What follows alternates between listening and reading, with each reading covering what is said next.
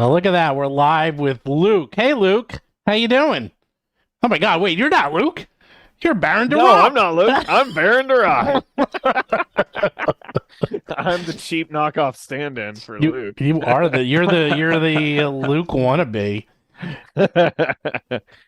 So originally Baron was going to be on the show, and then he canceled on me like 2 hours ago, and then I got Luke on the show, but Luke is late. And then Baron's like, oh, I'll do it. And I'm like, okay, I guess we got Baron. But maybe we'll have Luke too if he comes in. We'll have a 4-person show. That'll be a lot of talking heads. It's going to be a lot of arguing. It's going to be like ESPN on Monday morning. Cold pizza. Is that show even still on? Does anybody even watch sports anymore? I watch. No, I watch. I've been watching every single playoff game for the baseball. I watch every single game. So, yes, I watch sports. Right. And no, I watch Boomer in the morning, Boomer Esiason. So, I don't know. It's like a huge ESPN. I prefer local sports than regional. They're like, nationwide. So, right. And I live in New York. So, there's a lot of sports. There's a lot of sports there. And they're all bad. They suck. They all suck. New York Giants. Oh, New York Giants. Terrible. I'm not a big New York. I'm a Jet fan, and that was the most depressing. I've been a Jet fan my whole life, and let me tell you, I've gone through a lot of crap, but that was one of the worst things I've ever seen in my entire life. And what about you, Mark? All the Orioles fans over there must be devastated. They got destroyed by how terrible they were against the Rangers or something. Yep. I even know the name of the other team. They got destroyed. They got wrecked. They got massacred. It was so bad. It's actually like kind of sad. I felt bad. I was like, ugh. There's like losing and then there's losing, and that's like I didn't even put up a fight, and they were like losing like a loser. Well, I feel because you win like 100 games, and then you go in and you're all excited, and then you literally just don't win a game and don't even put up a fight. You just get destroyed. It's like, oh my God. Oh well, there went the whole season. Anyhow, this is going to be. Oops, I dropped something. This is going to be a very interesting topic because this is something I've been wanting to talk about for a while, and now it's coming up. But we're going to wait a little bit. See if Luke shows up before we get into it. So we have a super chat. Baron without the tie and jacket is surreal. I'm wearing my normal. Like I normally wear a polo, and like to the real world, I normally wear a collared shirt and shorts. Like that is my normal daily wear. Mm-hmm. We also had another ancient super chat from before the show that said, "Can't catch this live, but we'll check it out tomorrow from Dark Winter." So. There you go. Well, hello, Dark Winter from the past, the future past. But there's a lot going on. Let's see. How much has been going on? Every week it seems like we got another 20 things we release. Let's see. Last week. Jeez. No, it's like, Baron, you don't even know. Like, you think we're nuts here. I think we're going to release, there's 34 books. It's either 34 or 36 coming out this year. This year you will have released 34 books? Yes. Let me see if that's true. 24. I know, we're insane. I've been working on one for 3. Steven, are you counting the early accesses as separate ones? That's a book. Wait, it is like an 80-some page book. It's an 82. It's an 84-page book. So yeah, does that count as separate than the final? If it does, then we're definitely getting up there because that's going to be. I even count each one that we're going to do after because we're going to keep releasing them as new versions because I cannot still lay them out and like do the work. 84 pages didn't just appear overnight by itself. I think I count that. Even if you don't. It's still at least, I think, 30. So, like, if you don't count early accesses, it's at least 30. And if you do, it's up to 34. So, that is approaching 35 bucks. Yeah. That's what we can say in March. And that's just the books. And then we also have over 36 Foundry modules we released, too. Good night. Get out of here. I'm done. There's just 2 of us. Job. How in the world? That's why I have no sympathy when you're like, I'm working on my one book. Like, we do one of those every week and a half. Yeah, but And this these is your are full-time big- job, right? And I have a full-time job. And these are big books. These are And like, you have a full-time job? yeah, I have a full-time job. I run another company. Oh my gosh. Oh, there's no way. We are very fast. Apparently. Well, at the Elderman book, I did in one day. I started at 9 in the morning and finished at like 10 at night. So Wow. 84 pages. I can lay out really fast. That wasn't so Okay. bad. And then, yeah, so Eldamon. Well, why don't you tell what we did last week, since it's your book, Mark? Yeah, we did a lot. I was talking to Baron about it before the show. So we have You can have a snack. done a lot of things. So we have an early release of the Eldamon main classes, or the 2 classes, and 4 of the elements, which are air, fire, force, and electricity, the ones that are most stable from the playtesters. So these are basically done, other than the fact that if people find typos, we'll fix them, and we need to remaster them because Pathfinder Remaster comes out in like a month and 5 days or something like that. So the final version will be of that would be after it was remastered. Additionally to that, let's see. Well, I told everybody on this show before, but I was working on the Elder Wrap, and so I have that the sound version of that recorded. So we're gonna need to get a video version of that. Then I also finished for the playtest, the sort of internal, quasi-open playtest. I got them the last elements and material for Eldamon. So that means that there is a lore chapter and one with tables of like befriending and finding Eldamon to determine, oh, you found a rare ice Eldamon this time, that I need to generate based on the very first playtest that we sent out in like September of last year or something like that for befriending Eldamon. And so that will be the last chapter. And then I will be done this ridiculous undertaking that was the most ambitious solo project, solo in the sense of like as a designer, that I wrote all of it, which obviously I didn't do for Pathfinder 2e, which was a more ambitious project than this, but most ambitious for a one-person design team that I've ever experienced. And 100 playtesters. But yeah, so actually, so if you order Battlezoo Eldamon, you get that. And it's ready. It's a pre-release. It's 99% there. Like, there will be some changes probably for the remaster. But if you want to start playing with the Eldamon trainer or the elemental avatar in your Pathfinder games, just go to battlezoo.com and get it. And if you pre-ordered it, it was sent to you. So you just have it. And right now there's 4 of the 13 elements. And we're going to probably try to release another 2 elements every couple weeks until we have the full thing done. This is not the final book. This is the book with the text. But between the fact that we don't know exactly how we're going to have to change it for the remaster, the layout doesn't have all the graphics. There's over almost 200 graphics that are going to be added to the book. So in the end, we're going to take the text, finalize it, and then we'll add 200 graphics and then finalize the book. And then for those who are worried about 5e, that's being worked on too. But we always do the Pathfinder version first. So that was one item. We also released... Yeah, that was just Eldamon. You said you wanted also me to released talk about 33 Eldamon. other books, apparently. No, we well, also we- released the Foundry for World of Battlezoo Indigo World Isles. of Battlezoo Indigo Isles, our best Foundry module yet, because somebody wrote, and I always take that as a challenge, and said something to the effect like, our Foundry modules are pretty good. And I was like, pretty good? Pretty good? I think what they said is that they thought that they were hit or miss, but then when asked by another person on Reddit who was like, "What do you mean hit or miss?" and they said, "Well, yeah, I know what they love meant. all of them. They're so good, except that Yeah. the bestiary doesn't automate the monster parts, which we the can't monster do. part system."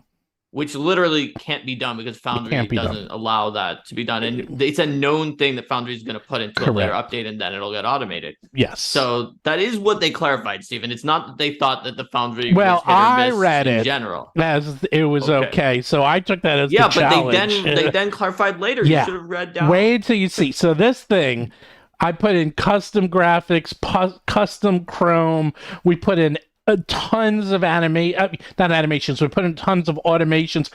We just went nuts. Every single NPC is represented over 100 with their tokens, and then we went in and took and found the custom information on each NPC and put it in the token from the book. So if you click on the token and bring it into your world, you can find out the information of them.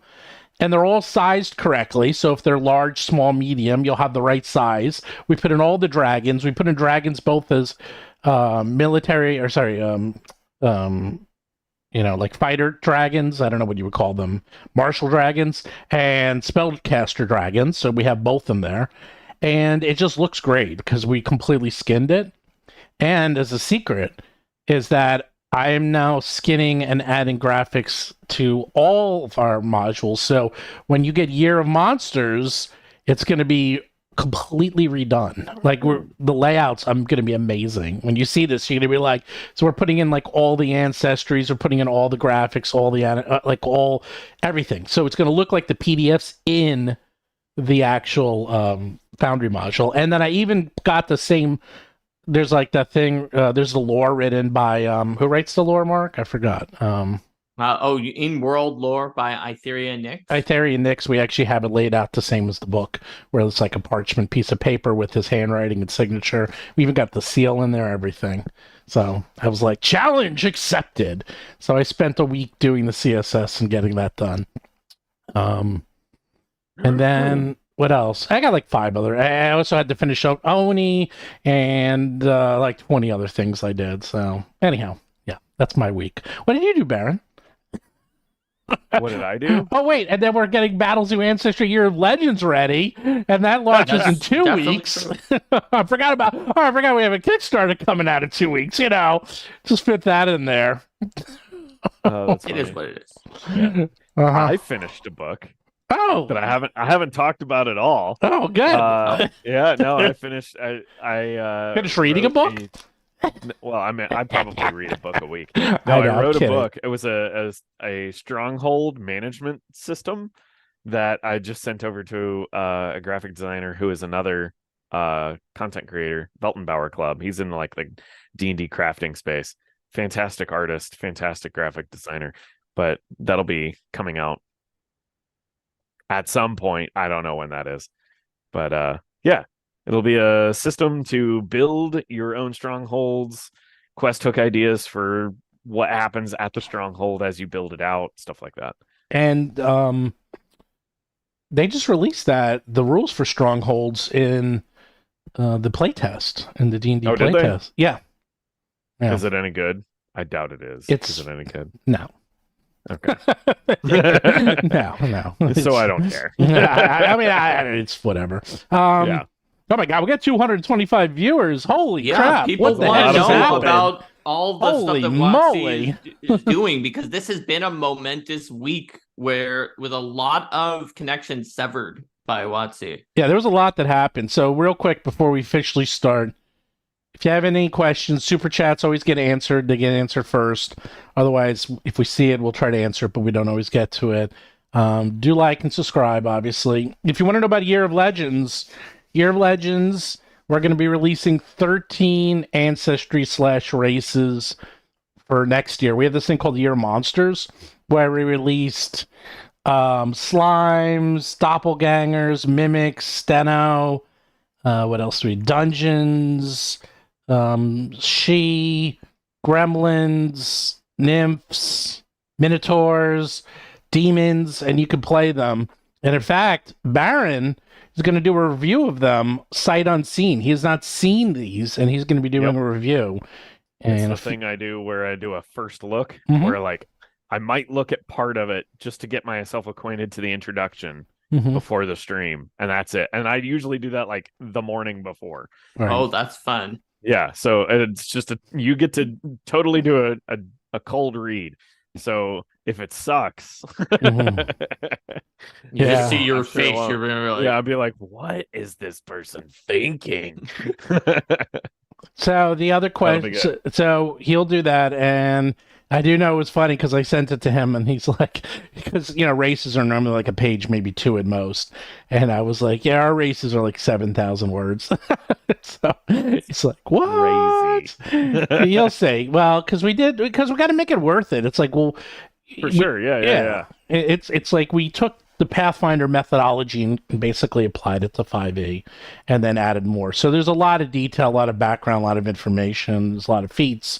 So you can really get into it. And, this way it's not just like, oh, here it is. Here's like your 1 page of characteristics. It's like, nah, here's 13 pages of information about this ancestry and its history and how they became what they are, how do demons become a playable ancestry or race that could be good, things like that. And then Year of Legends is going to be 13, and this year we did 12 and 13, and we got angels in there, and well, you can see them, some of the ones around here, were creatures and arboreals and Lamias, lots of crazy stuff. The biggest one is we have evil eyes, which are totally not mind flayers right there. And then But evil eyes are not even remotely similar. Not remotely. Mind flayers because they're eyes. They're more just close eyes. to The beholders. Yeah. They're closer to things like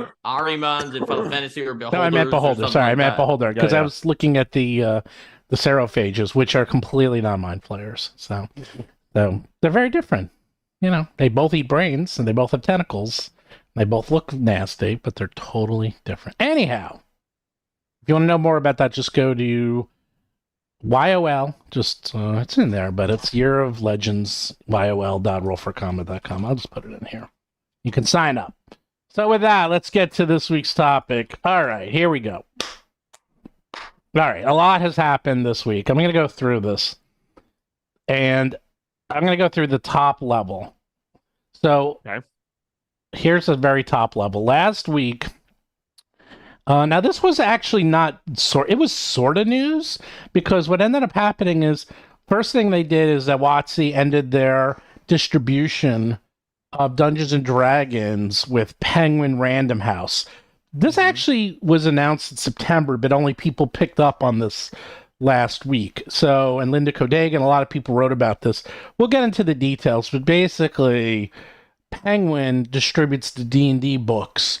They're not the only distributor. They actually have, I think, 5 distributors, but they're the main one, especially in the United States, that distributes the books to the big box warehouses. And that could be the Targets of the world and the Barnes and Nobles, like anything that's really not a hobby store. Hobby stores and smaller shops use it's a GTM and not GTM. Well, the name of it is not Diamond.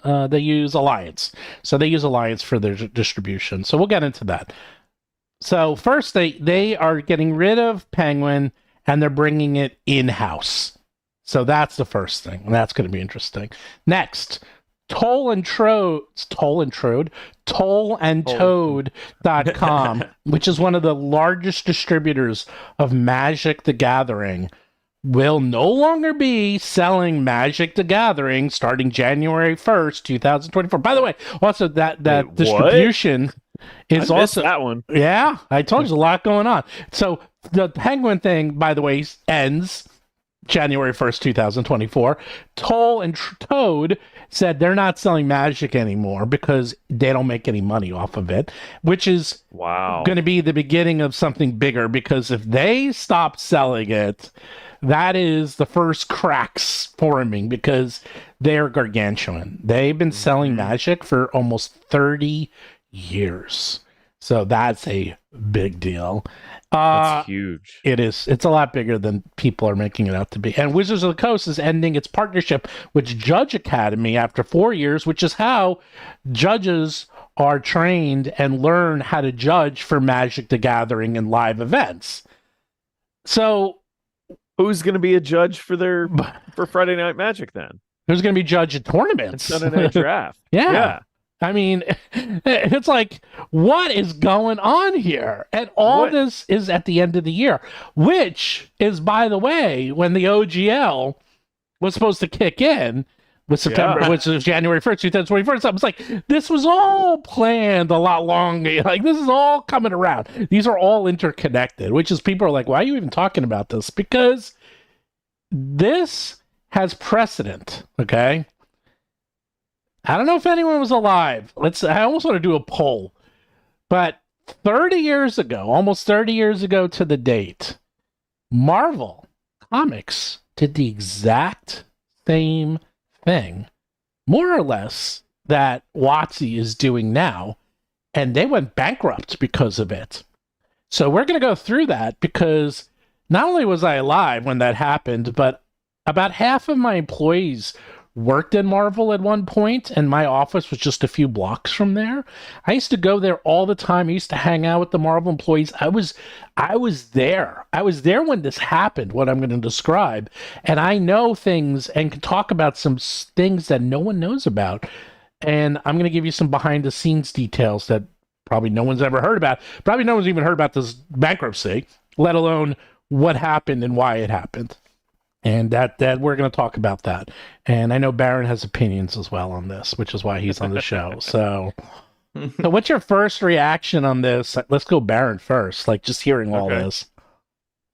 So what's interesting to me is I find that they're and I was talking to you before about this, Stephen, is that there are correlations not just to the 1990s bankruptcy of Marvel, but there is even some of the most recent restructure of Marvel as a business unit within Disney that has just recently happened, that because Marvel was hemorrhaging money, they had to completely restructure it. Was it last year or like earlier this year? They just got done restructuring Marvel in order to try and make it solvent. Yeah, actually that's a whole other thing, because Disney's in real trouble. Disney owes $40 billion.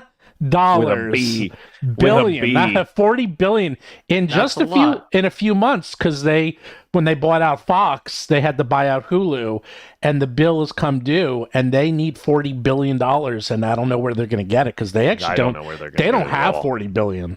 Okay, they're not Apple. They're not Amazon. They're big, but not that big. And they have to pay it. So there's actually a lot of... we can go on about Disney, but Disney is in real trouble right now. Yeah, they're in a lot of trouble. Anyhow. But, so I guess, like, there's from what I understand, and, I was just a little kid. Like, I was in kindergarten. So I've only, like, rudimentally read about the lead up of what happened to it, so you'll have to fact check me here. Okay. But as I understood it, which is kind of what we're seeing now, is that in the late 80s leading up to the to Marvel's crisis, was everyone was going gangbuster for the collectability of everything that Marvel was producing. And in order to try and like ride the wave, they just started doing this churn where they were expanding every way they could possibly go. And I guess about 1991 is when everything just kind of hit the fan. Can I curse on your stream, by the way? Yeah, sure. So just shit hit the fan, and customers, like all the collectors, finally got sick of all of the collectability that they were just hyper saturated with the amount of collectible stuff, and the mainline customers were just completely overwhelmed and inundated. And because of all the variant crossovers, the quality of everything started to really drag down, because the studio was getting overworked on all these crossover events. Like, every single character had to appear in every other thing in order to be successful, in order to make it more collectible. It was 1993 is when the crash occurred, by the way. Yeah, okay, it was 93. So, but yeah, it was 93 is when everything just completely stopped as a result of that. And by the end of 93, they had to completely reorganize and lay off tons of staff. And it still wasn't enough. And I think it took them 2 years to completely reorganize, and they lost something like 30% of their market cap. And they ended up having to file for Chapter 11. It's as a actually result of the whole it's actually a lot worse than that. Okay. It was way worse than that. Okay. But, Okay. they lost like 90% of their market cap, and Okay. they were. I actually had the stock. I know. But Whoa. I got lucky because I got it when it was like $2 a share, and then I was there when they bought it. They were bought out by Disney. I also had Pixar. I had Pixar stock and Marvel stock, and they were bought out one after another. I was like, hey, what's going on here? Right. Yeah. So, and I don't know how much. I mean, feel free to jump in, Mark, when you want to. But I'm going to tell you exactly what happened. So, what ended up happening was Marvel in 1989 were bought out. Are you ready for this? Okay. Who were they bought out by? They were bought out by Ronald Perlman, who maybe people's heard of his name. He bought out Marvel for $82.5 million. Now think about that. They What is didn't that in just today's money? I'm gonna look that up real fast. Okay, look it up. But the point is like think about that for a second. They didn't just buy out Marvel. They bought Marvel and the properties. They now owned everything Marvel ever created in history. What was that? $82 million. $82.5 million in 1989.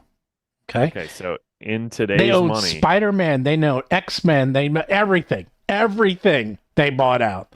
so $210 million. All right. So in today's money, but that's less than a movie. Okay. It's like you bought that's everything. a low end AAA movie. Yeah. I mean that is Yeah. everything.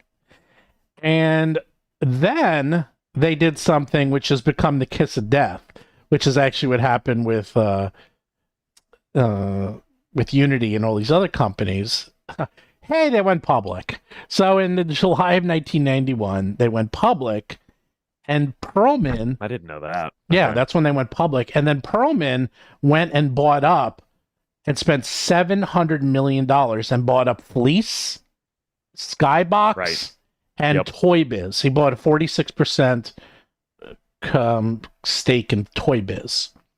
And what he wanted to do is with Toy Biz is that he wanted to, and what he did do is he had cross promotion between all of his properties. Like, for example, if you bought certain comics, you would get certain cards from Fleer, which produced collectible cards. So he started to have them all cross promotion each other. And then they would come out with 5 different variants of each comic book. And then you'd have to buy all 5 to collect the cards.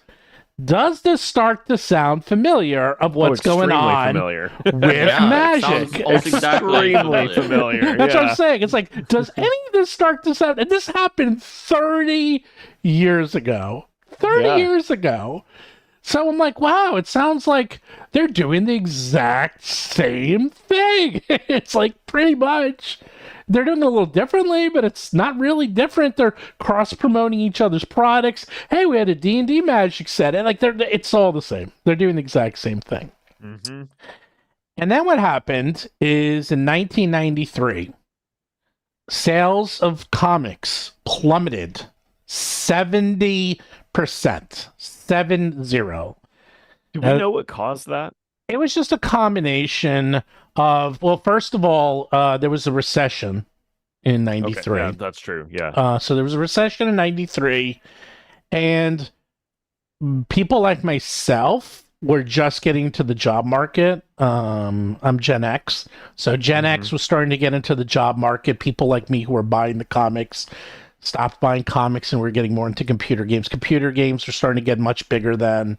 And it just was bad timing. And also it was too much. Like I would go to the comic book store and there would be 10 versions of the same comic. Which is insane. Oh wait, we got Luke in. All right, the Luke's layout's gonna jumping look in. weird. Luke is here. Well, we're gonna get Luke in, and the layout's gonna be all messed up. So hold on a second. That's fine. You can move us around. I am gonna have to. Oh, look at that! Now It's Luke. Luke and the cat. I know. Welcome, Luke. Luke and the Hello. cat. Hold on. I'm gonna transition. See if I can Yeah, get be us. sure you put Luke and the cat in his This is Squirty Squirty Pie. It needs to be pie. Squirty Pie. Yep. All right. All right, let's see if I can get this to work. But I'm Baron. How you doing, man? Pretty good. How are you doing? Great. I had a question for you, dude. So, like, Okay, I know shoot. if it's like a king, you're supposed to say Your Majesty. What's Uh-huh. the proper way to address a baron? So it depends on Baron of what area of Europe. Okay. I'm Baltic of Baltic German descent, so Excellency is the correct way. I'm calling you Your Excellency for the rest of the stream. I'm not Oh my I'm God. not calling you Your Excellency. You can call me Your Excellency, but I'm not calling you. Hey, Luke. Hey, what's up? Look at this. We got a whole crazy crew here. There it is. Look at I that. know. Have Well, we there we started go. gossiping yet? Oh yeah. I'm Yeah. already into it. I'm already heavy into Yeah. We're it. all the way in there. We're talking about Marvel and how that parallels to wizards cutting themselves from people. So Okay. so what ended up happening is, I'll give you the real recap, Luke, is that back in the day, Marvel was bought out for about $230 million in today's money in 1989. And then Ron Perlman, and then he brought Marvel public in 1991. He also then, the person who owned it, bought Fleer and Skybox and Toy Biz. And then what he started to do is cross promote them and have them synergize with each other. And he did it by having 5 comics come out with the same comic book but different covers, and then inside the comic book you would have collectible cards from Fleer or Skybox, and it saturated the market. It got too much. It seemed like they were heavily leaning into the hardcore collectors, which I'm going to get to because that's exactly what Hasbro's doing right now. Exactly. And in 1993, the comic book market lost 70%. They had huge debt. And in 1996, the stock went from $35 a share to $2 a share. So Marvel was trying to over monetize their product, essentially. by Yes. Doing all that? They were trying to Yeah. over monetize it. They were trying to go after the big whales. And they were also trying to cross promote all their products with each other so people would buy both. Okay. Does this sound familiar at all of what exactly they're doing with Magic? A lot of this is Magic. It's not just D&D. It's more Magic than D&D. But we're going to get into that. It's also, there's, not to understate what WoTC leadership is doing as a mirror of Marvel in the 90s, but you also touched on it. Just as Gen X was entering the job market, that's when a recession hit, and that was really the linchpin that finally did everything in. Nobody had any money to buy collectibles, and everyone was out of gas. So of course, like right now, I am absolutely shocked that we are not in a recession. I keep trying to find a reason why we're not. But like new housing construction in America has completely stopped. The housing construction permit polls are non-existent in over half of the country. Yeah, that's a whole other topic. Well, because they're doing large construction jobs for infrastructure, and that's making up a lot of the slack right now. So right. We can, that's a whole lot. We can do a whole other stream on that. That's but I've been following stream. that quite a bit too. But yeah. Marvel did this in the 90s and it tanked. Yes. Why does Wizards of the Coast think that it's going to work now? Well, the timing is different now. The timing is different, but it's incredibly similar.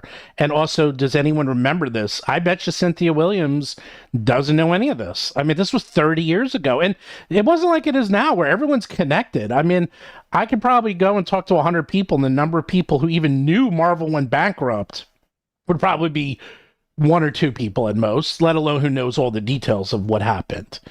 Right. As I said earlier in the stream, Luke, is that at the time when I was running my first company, Skyscraper Studios, Supernova Productions. They both start with an S. Supernova Productions. My company was just a few blocks from Marvel, and I had a lot of friends at Marvel, so I used to go over there and hang out, and I was seeing this happen in real time. So I actually had friends being affected by this. So we were talking about it all the time. This wasn't some abstract thing in the news. This was actually me hanging out with my friends. This is where it gets interesting. So let's do the parallels. So there's a couple parallels. Troll and Toad said they're no longer going to be selling Magic the Gathering. The decision to stop selling Magic the Gathering singles and sealed product was based on a number of factors. The primary one was that selling Magic was simply not as profitable as it once was, as opposed to Pokemon, Yu-Gi-Oh, One Piece were doing much better. This is where it gets. One Piece has a trading card game. I didn't know that. It does very well. Yes. Wow. It All does. Here's the other issue. Yeah, I didn't know about the One Piece trading card game either. Guess I'm out of the loop. What pieces? Yeah, they're selling all their product. They're getting rid of everything. And they're going to be no longer selling it by January 1st, 2024, after almost 30 years of selling it. And Troll and Toad is a big distributor. And one of the main reasons they said they didn't want to do it is because they didn't trust, I'm paraphrasing, but they didn't trust Hasbro anymore because they reprinted the restrictive list, which they said would never, ever, ever happen. The restrictive list is those cards that you hear about that are worth $10,000, $20,000 each. And They reprinted those? They reprinted them. yeah, they reprinted them. Don't like Magic fans think that's like sleazy garbage or something? Yeah. They think that's like pooping on the 10 Commandments. It was a big deal. That is the deepest form of sacrilege in the Magic community. When did they decide to do that? When was Last that year. They reprinted them, Yeah. but the Was box was $1,000 and they're not tournament legal. So basically you're buying pictures of rare cards that can never be used in anything that cost $1,000. It did not do very well, but it didn't matter because if they can do it once, they can do it again. And if you're going to reprint something that's worth $10,000, $20,000, $30,000, what's to prevent them to reprinting something that's worth $100? Which, by the way, they're doing. They're reprinting a lot of these very expensive cards, and then people like Troll and Toad, who make all their money on singles and buying these cards and reselling them for, holding on to them for years, they can't trust them. They're literally like, we can't trust you anymore. Therefore, we're not taking a chance. We're liquidating our stock. Yeah, if Troll and Toad stops, then the entire secondary eBay market is going to implode. You're going to start seeing, it has larger repercussions. And Troll and Toad is backing out because they're afraid Wizards of the Coast is going to do more of that sleazy stuff. Yes, and also they're just not making any money. They're not making as much money. Lorcana is Lorcana is beyond exploded to beyond belief, which is hilarious because it's so big that there's no way it can be collectible. Like this first run, it's not collectible. That's what I'm saying. Like the people who are buying it to speculate on it being collectible crack me up because it's like it might be a fine game. I've not played it, but there's no way that the amount of cards that they've produced and the amount of speculation that's being done that card set will be collectible. So Troll and Toad is already not making a lot of money on Magic the Gathering. And if Wizards does more of these foil reprints and all this crazy stuff, it'll just drive that profit even lower. Is the thought? Yeah. So Troll and Toad are going to continue to buy and sell Pokemon, Yu-Gi-Oh, One Piece, Digimon, WizKids miniatures, and Lorcana, and other things. So if they're bowing out, you're going to see other people start to bow out because people will take their cues from market leaders. And if they're like, if they don't think it's worth it, maybe it's not worth it for us. Like, that's a big freaking deal. It is Who else would bow out of the Magic the Gathering scene? We don't know yet. They're the first ones. Okay. Troll and Toad, I remember hearing were like in it for a really long time, and they were on Magic the Gathering through 1994. They started in 1994, and they became known for Magic the Gathering. They've been around for 29 years selling Magic the Gathering. Magic the Gathering came out in 1993. Give you an idea. So that's how long. That is a big deal.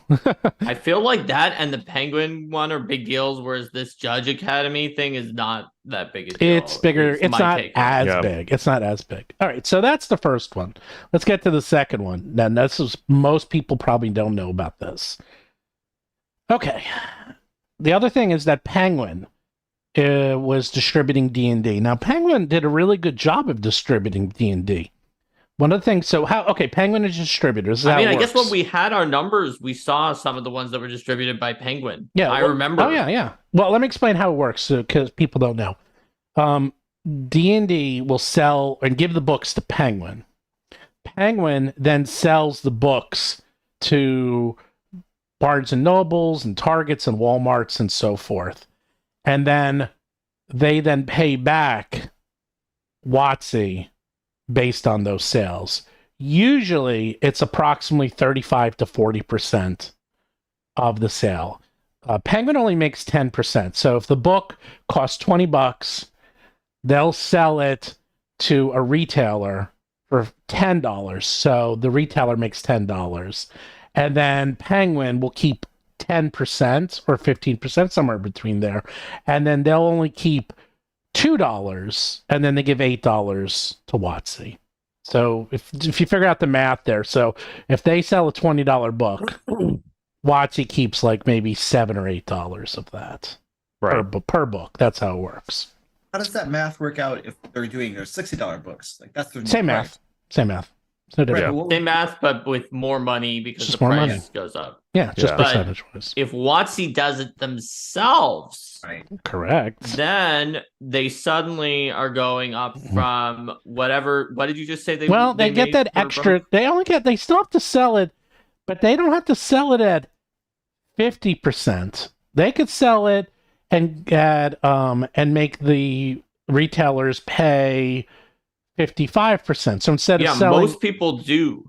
Right. Penguin is actually one of the cheapest ones. Yes. Like that, most people make them pay 53 or 54, by my understanding, or 55. So correct. if WoTC sold it directly and made them pay 54, which is one of the standard prices, then that would be of a $60 book, that would be $32.40. Whereas if previously Penguin made WoTC sell to them for 60% off and then sold it to the other places for 50% off, that would mean that WoTC on a $60 book was making $24. So they're suddenly making 33%, like a third more money per book if they do it themselves. So Correct. I see where the greed comes in to get that 1/3 more money. Like, Also, I see why. Penguin also Just gave free shipping, by the way, on top of that. So Yeah. Did they make Just- WoTC pay for it, or did Penguin pay for that? no, Penguin pays for it. Penguin Okay. paid for it. Yeah.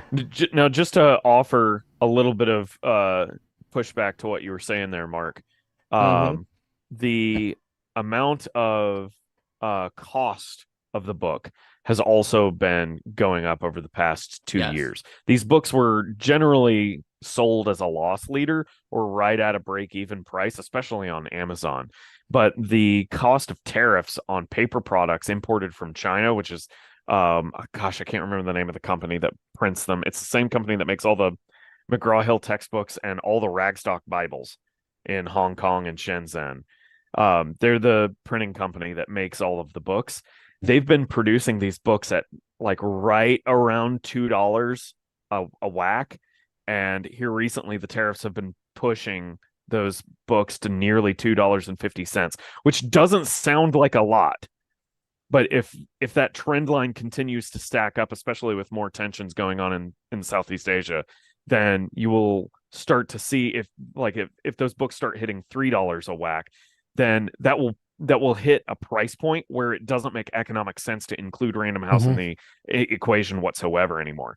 So they're in a situation where they have to start moving now before they completely are losing money on the books altogether.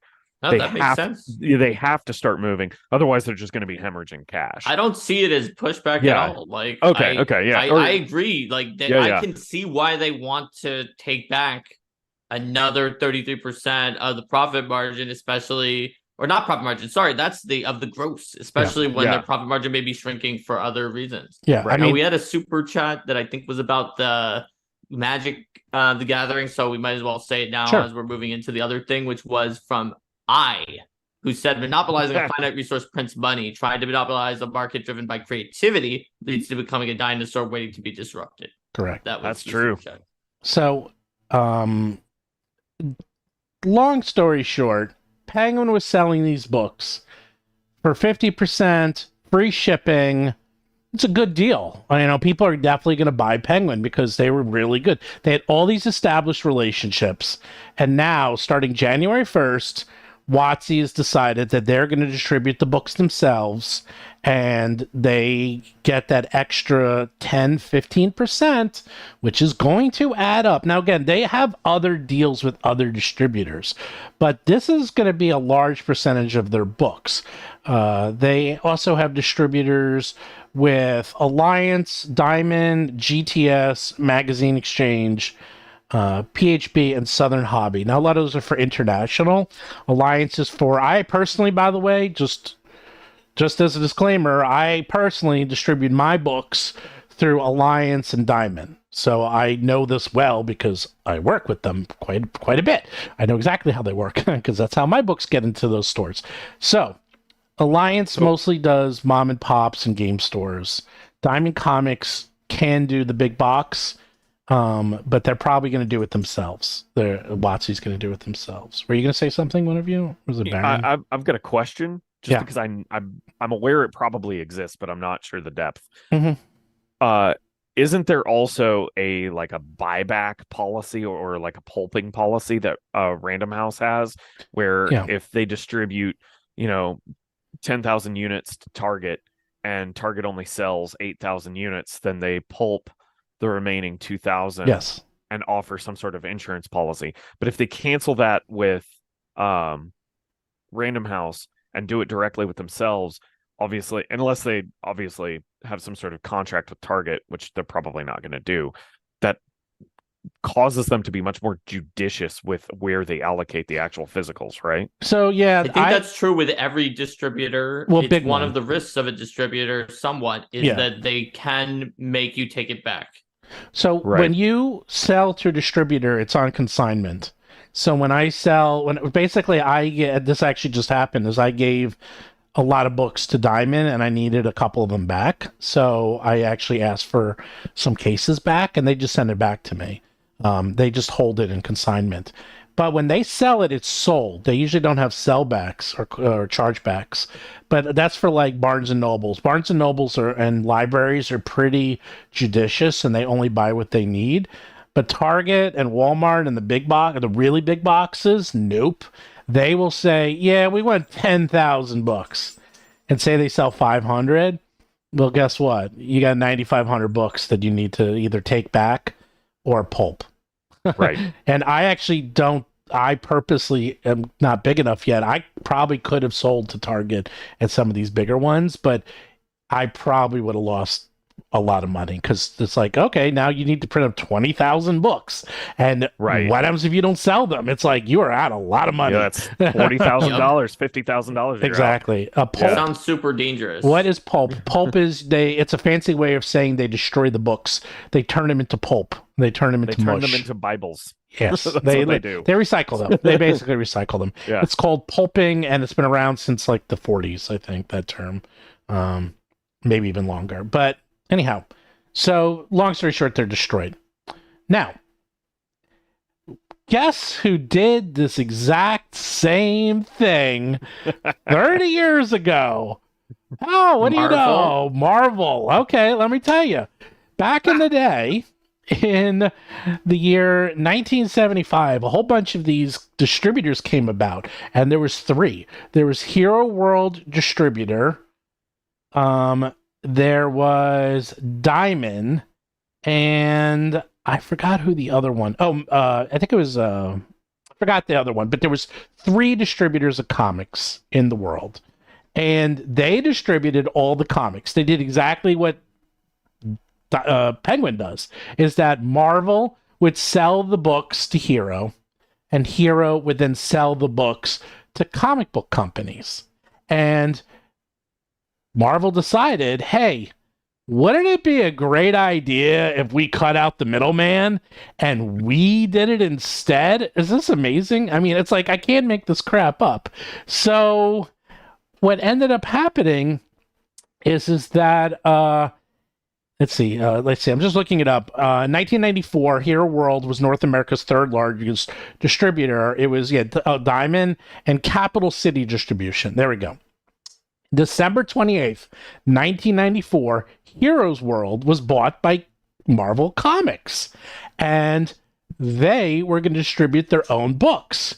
And they started to ship their own books in July of 1995. Now, here's the problem, is that they thought, oh, we'll cut out the middleman. We'll get that extra 10 to 15%. But here's the thing, is that Heroes World was a mom and pop operation, okay? They literally were in Morristown, New Jersey, and it was initially run out of their basement, okay? It was a tiny, tiny company with just a couple of people. It wasn't that big a deal. Sorry, it wasn't very big. And because they were small and they were working with people who had comic book shops, believe it or not, there used to be thousands of comic book shops all over the country. Marvel decided, hey, all those payment terms, if you don't pay us on time, we are going to no longer sell you books. And that's exactly what happened. But they didn't know this at the time, that Hero World was doing all these backhand deals and these handshake deals, and they were basically saying, oh, do you need like another 3 or 6 months to pay us back? That's fine, don't worry about it. Like, they were really working hand in hand with all these comic books. They were really not even making money. They were making barely enough money to like really survive. Like, Hero World was almost doing this as a hobby. Charity? Yeah, not a hobby, like a hobby. Like, they did it and they made money, but they weren't like in it to make a ton of money. And they really worked very closely with all these comic book companies. So what happens is Marvel came around and they only had one goal in mind, to make more money. And they used their methods, which is, okay, you need to pay us on time. If you don't pay us on time, we're cutting you off, and then you can't get any more books. So what happens? Now let's do the math here, Baron. You got, let's just say 10,000 comic book distributors, comic book stores that sell your product. Okay. And you say to them, if you don't pay us in time, we're going to stop giving you our product for you to sell. So what happens is those 10,000 comic book stores, a lot of them start to go out of business. And now you're down to 7,000, 5,000, to 3,000 comic book stores. And then what happens is, wait a second, you literally just killed your distribution channel. So you have no one to sell your comics, which means you have no way to make money. And therefore you go bankrupt and go out of business. Yep. What a great idea that was. The best part is that, like, scanning the relationship that Wizards of the Coast has with Random House, it's like, who actually buys the rule books? It's the dungeon master that's buying the stuff, and they don't buy them at Target. Like, the sales that, like, as you've demonstrated on your stream, like, the sales at these big box stores are just plummeting.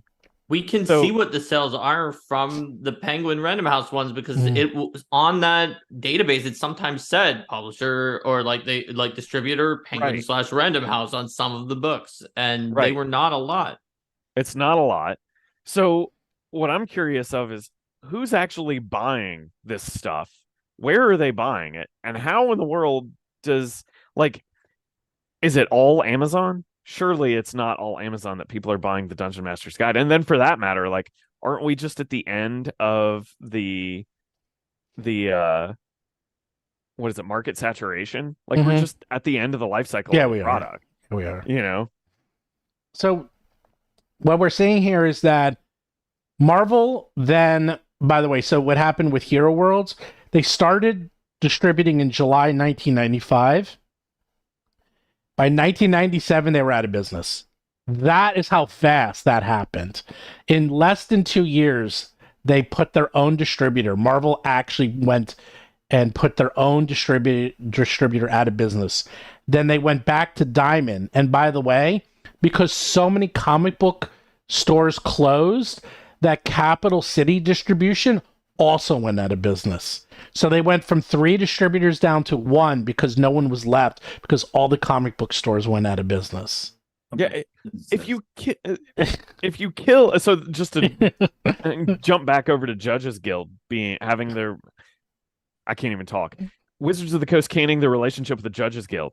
If you can Judges Guild, then you can Friday Night Magic and Sunday Morning Draft. If you kill both of those things, then nobody's going to the game store. Mm-hmm. You destroy the very like, other than pivoting everybody over to a VTT and Magic Online, Which is what I think that's they want. Yep. that's what they want. Right. But is the internet a suitable third place of congregation? Like, Yes. is that is it? I don't know. I Well, don't know. the point is, Or is it just a facsimile of one? and then I'll let everyone else talk because I just wanted to give the background because I don't think anyone, even our own guests here, really knew the full background. And well, no, it happened 30 years ago. Like, who's going to know that? And I remember this happening, and it was really sad. And my friends were all losing. I'd go to Marvel, and there'd be like no one there. I mean, they had big offices, and there'd be like 5 people in this like bowl room, like bowl section. It was pathetic and it was sad. And then they went bankrupt. And what I'm interested in is conjecturing what the parallel would be with Wizards of the Coast. So Marvel did that. They blew it. They killed themselves. They shot themselves in the face. yes. Wizards, when they pull it in-house, so to speak, and try to cut out the middleman, so to speak, how might they screw it up? Like, in order to kill themselves? Like, if we're drawing a parallel, what's the corresponding parallel potentially? That's what I'm interested. Well, the corresponding parallel is they're not going to have, and people are already saying this, is that Wizards is just not going to give the same terms and the same conditions that Penguin was, and they're going to destroy all those relationships. And so people are just going to not even bother selling their books because it's like, and now there's more options, but back then it was killing the stores. I don't think D&D not being sold in stores anymore is going to kill those stores. However, it's going to kill some of them. It's going to kill the smaller shops, definitely. And more importantly, people will just stop selling them. They're like, hey man, you're such a big pain in the neck, screwed. We're gonna start selling a Pathfinder or something else, or Arcana. Yeah. Like, we'll just sell something else because if you guys are that much of a pain to deal with, we don't need to deal with you. It's not worth it. Yeah. They have Well, other options now. That's specifically what I was bringing up. Judges Guild is like, if you kill Judges Guild, then you kill Friday Night Magic. And there are a ton of game stores that are 100% reliant as a business model on Friday Night Magic. Mm-hmm. Yep. Like, I would say that's over 90% of the game stores that exist today happen because they are open because of Friday Night Magic. So is this their plan? Do they intentionally want to sabotage and blow up physical distribution of D&D and Magic so that people will go to the virtual tabletop and play online or play Magic the Gathering online, which I assume they monetize that somehow? Oh god, yeah. They do. Yeah. It's so microtransaction city. So they just want to blow up that stuff so that people have to play online because you can't get physical products anymore. Like, they probably make more money for digital stuff as opposed to physical stuff. So they don't want to just cancel physical stuff because then they seem like bad guys. But if, oh no, it blew up and it's gone and oh geez, then it's like it wasn't their fault, So could it be intentional, I guess is what I'm asking. I'm not sure that I would say that they're in enough foresight to say that that's intentional. Like, Marvel did this. Like, Marvel ran out of money. That's why they did this. They literally were. They bought it because they were desperate to make more money, and they thought this would work. And then they went bankrupt. And in fact, the only thing that saved them is that it took them 2 years to get a loan of about $500 million to make movies. And they made this thing called Iron Man that they produced themselves. And hey, give you an idea. Blade, remember how popular Blade was? Blade is such a good film, too. Blade made $70 million when it came out. Do you know how much Marvel made on Blade? How much? $25,000. Whoa. That's it. Because That's a really bad deal. They sold the rights. They sold the rights. They sold the rights. And guess what? Gosh. The Tobey Maguire Spider-Man trilogy made they sold to Sony. Which they sold to Sony. $3 billion. How much did Marvel make of all 3 movies? All 3. 25,000 again? A little bit more. 62 million. But okay. 62 million of 3 billion. Wow. And that's why they decided to start making their own movies.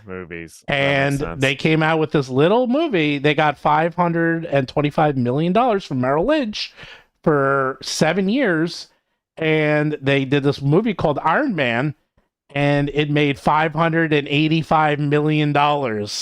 And then in the year 2009, the company that was bought for $85 million was sold for $4 billion to Disney. That's wild. That is a good return. That is a good return. That is a good return on investment. Yeah. The thing is like I think it's important to also look at this from like Cynthia Williams' perspective. She came from Microsoft. She came from specifically the microtransaction division and managing all of that. Bye, Kitty. So like it sounds crazy to us, but like from her perspective, this is entirely a rational business decision. Like just trying to wean back everything that's happening with the physical market. Because if at best it's a loss leader, they can't monetize the stuff that's happening at our table. They can monetize what's going on Magic Online. Yeah. I mean, they're trying to turn it into microtransaction city. They are trying to appease. They basically went from we are selling to everyone and some collectors to we are selling to the collectors, which, by the way, they're doing in all their other, like, they're paring down, like, all their Transformers, like, they're selling all these specialized Transformers figures. Like, in their other divisions, they're doing this, which is, by the way, exactly what Marvel did. So their two core is everyone through microtransactions and hardcore collectors. Which is why I keep saying that these books are eventually going to turn into $100 collector items. And the 5th edition books? Yeah, the new ones, the 6th edition. Oh, the new ones. Yeah.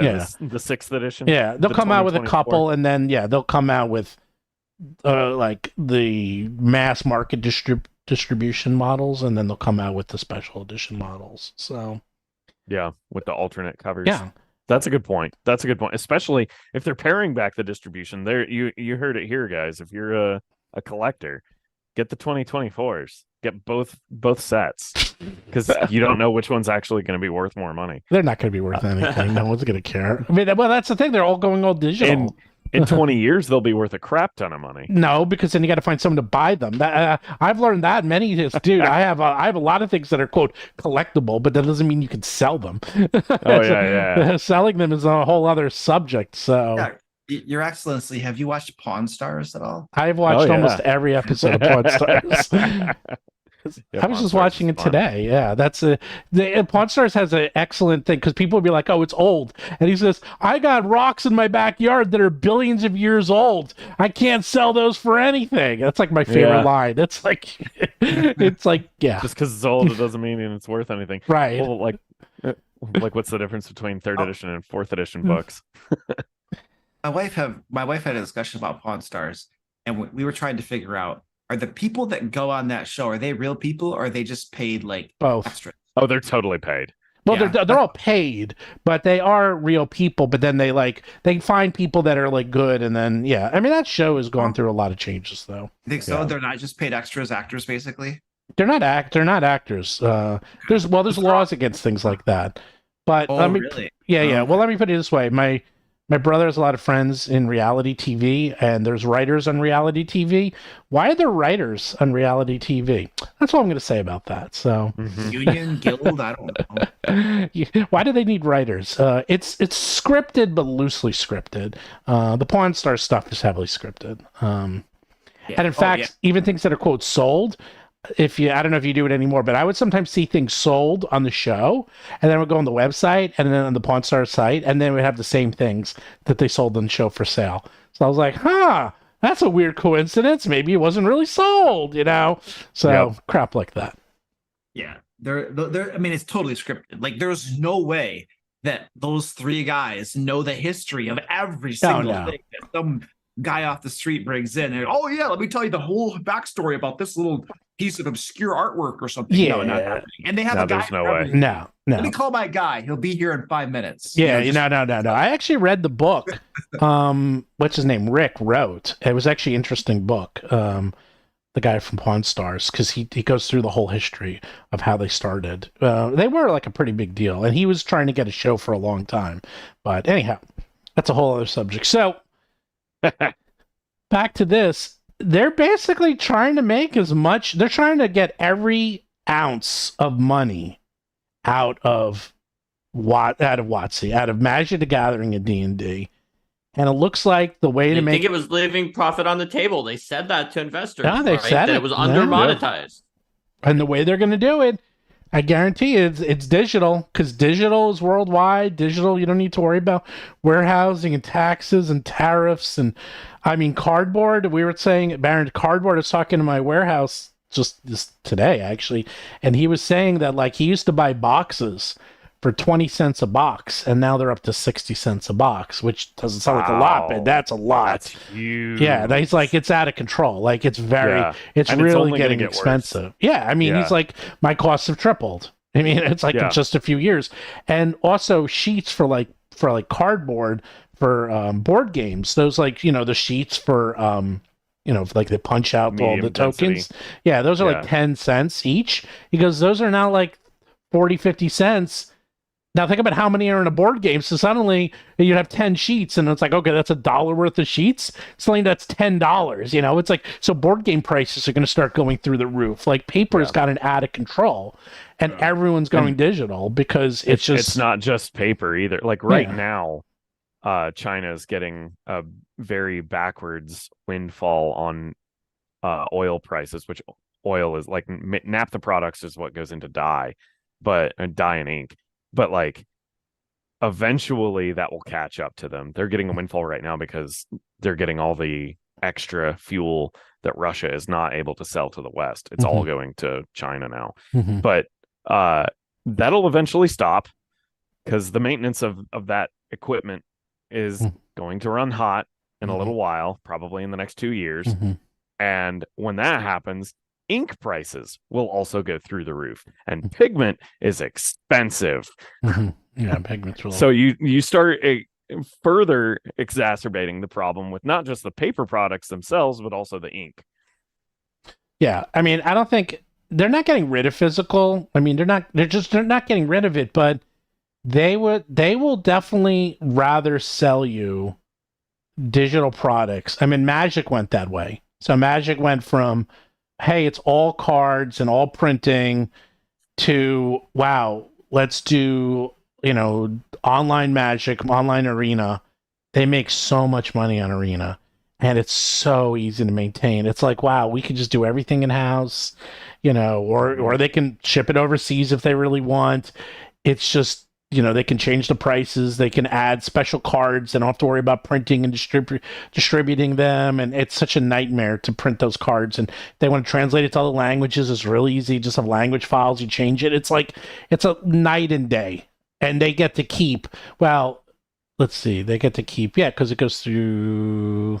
Do they have to pay because of Apple? Do they have to pay the 30%? Well, even if they have to pay the 30% charge, I think they do, they still get to keep 70% of all that profit, which is insane. And then the online versions that's not on the iPhone or in the stores, they get to keep all of it, because that's just a download distribution. And then the charges just go right through the store. So they get to keep all that money. They get to keep like 98% of the money if it's on your PC. So anyhow... You can see why they're doing it. They just want more money. But when Marvel did it, they went bankrupt. So now WoTC's doing it. So what's different now? How are they not going to go bankrupt following the exact same script?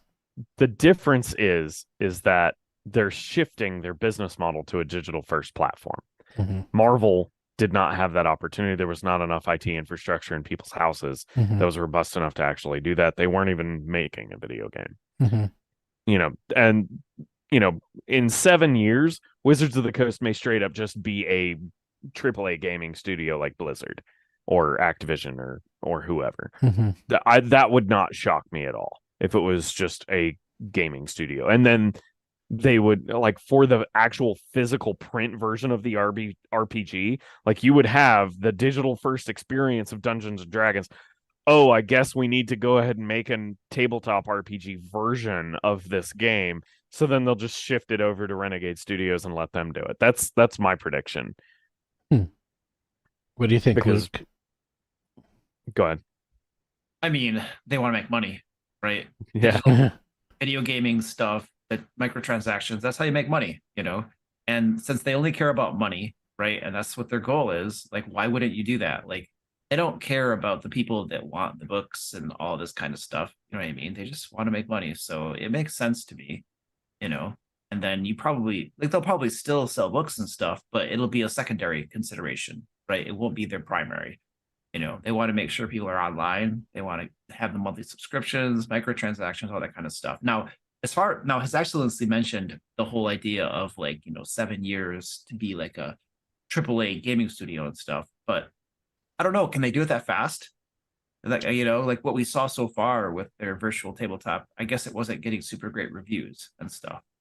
So I don't know how long it might take them to get to that sort of thing. But definitely seems like they're going digital.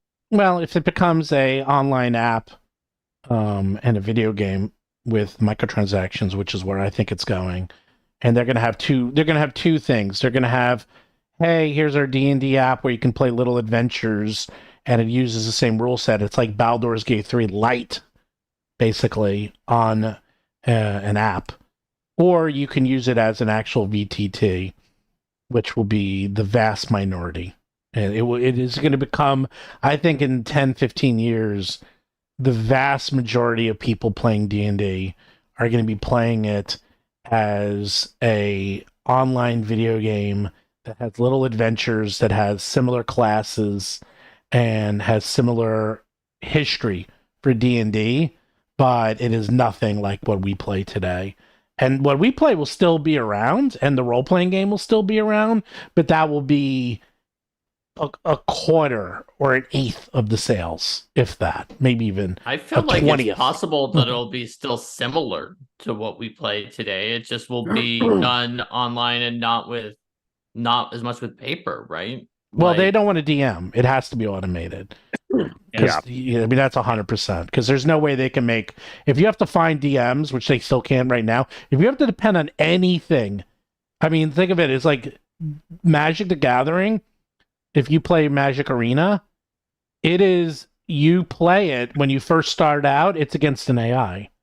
And no one freaked out. No one's like, oh my God. I mean, maybe they did a little. It's like, Magic isn't designed to be played against an AI. The game is it's the most complex game in the world. It's more complex than Go or chess or anything else, because there's over 20,000 cards that have infinite combinations with each other. How can an AI ever figure that out? Well, guess what? They did it. And no one seems to talk about that Magic can be played. And yeah, you probably can beat it if you're really, really good. But I hate to break it to you that 97%, 98% of the people will be defeated by that AI because they're just not that good.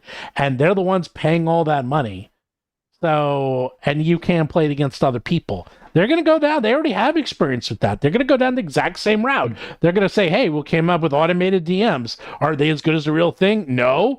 But 95% of the people or 90% don't care. Okay, good. That's all we need. We don't need 100%. Yeah, but I think that one of the things that makes role-playing games like Dungeons & Dragons so much fun is that it is a world of open possibilities. So when you have a human dungeon master, you can do almost anything, and everything's on the table. Anything is possible, because it's just like a couple words, sentences, adjudications away from doing that thing that you declared. When you have an automated dungeon master AI, like they're probably not gonna be able to do anything. There's going to be like things that are in scope that are within what's able to happen, and things that aren't, right? And so you're going to be restricted to what you can do. So that changes the nature of the game. It changes like a lot of that fun, exciting atmosphere to it. So then at that point, what you really have is you're playing a video game. Correct. That is restricting you to what you're doing. So at that point, we have to ask ourselves the question, they're no longer competing with like, just role-playing games and just open world type thing. They're competing with established video game, brands and titles and stuff. So can they compete with Baldur's Gate 3, which I've heard is absolutely amazing? Are they going to be able to do that? Or are they going to basically chop themselves off at the knees by, trying to compete with people who are so established in making all of these amazing products. And they essentially take what was amazing about their product and they decapitate it, by not having game masters. Now, I agree that the constraint of needing a game master is a big problem. And so I think they definitely want to get away with that constraint.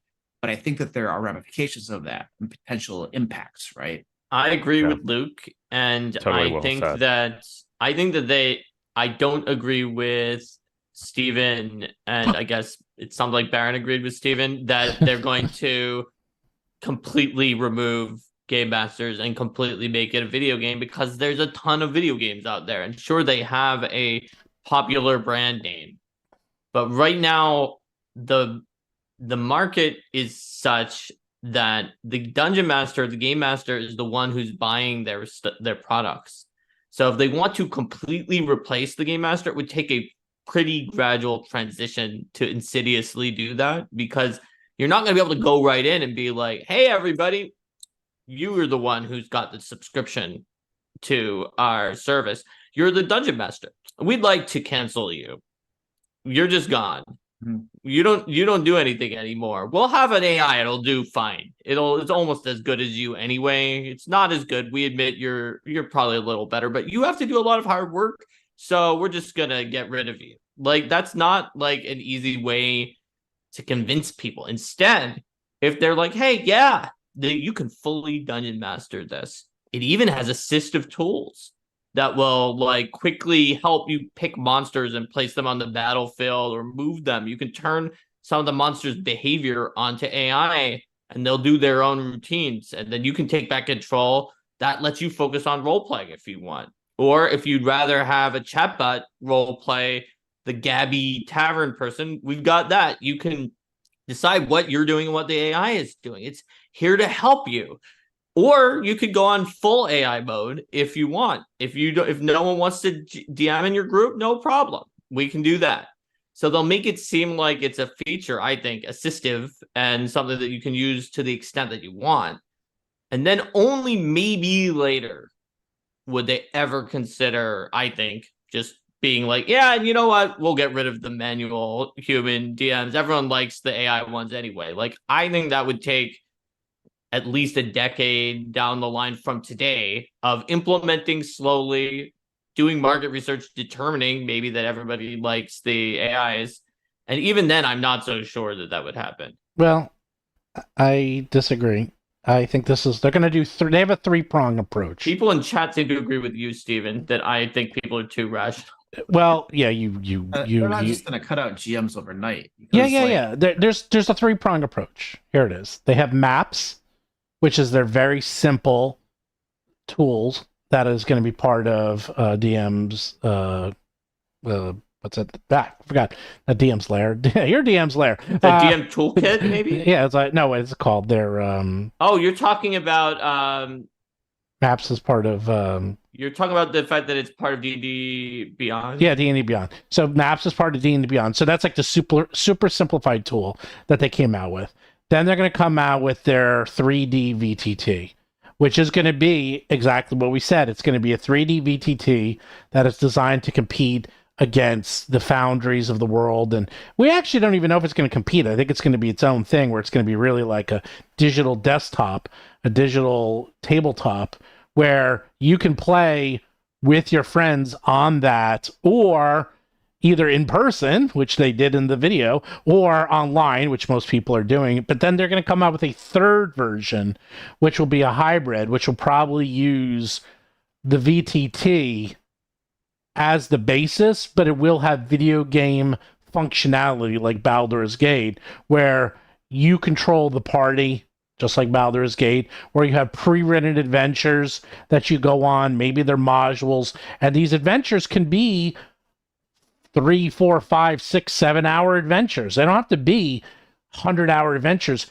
And if you want to play it with your friends, you could do just like Baldur's Gate 3. It's like, hey, we have a party of 4. Well, you can play it. You yourself can play all 4 characters, or you can have a friend join and you each play 2, or one of you plays 1 and the other plays 3, or you could have 4 people join and each of you play it, or you can just find random people and play with random people like you would at MMO. guess what? MMOs do this all the time, and no one seems to complain about those. They're going to have all three, but they're going to really lean heavily into the microtransactions for the VTT that work in both. So if I manage to buy a Vorpal sword for $20, that Vorpal sword I can use on any character, whether it's the online version with my friends or with strangers. And it's very important that they allow strangers and people you don't know to allow to play with you, because microtransactions really only work very well if you can show them off. And that's a big portion of microtransactions. That's funny. Yeah. And so they have to have this capability of having to show off, I have this cool stuff.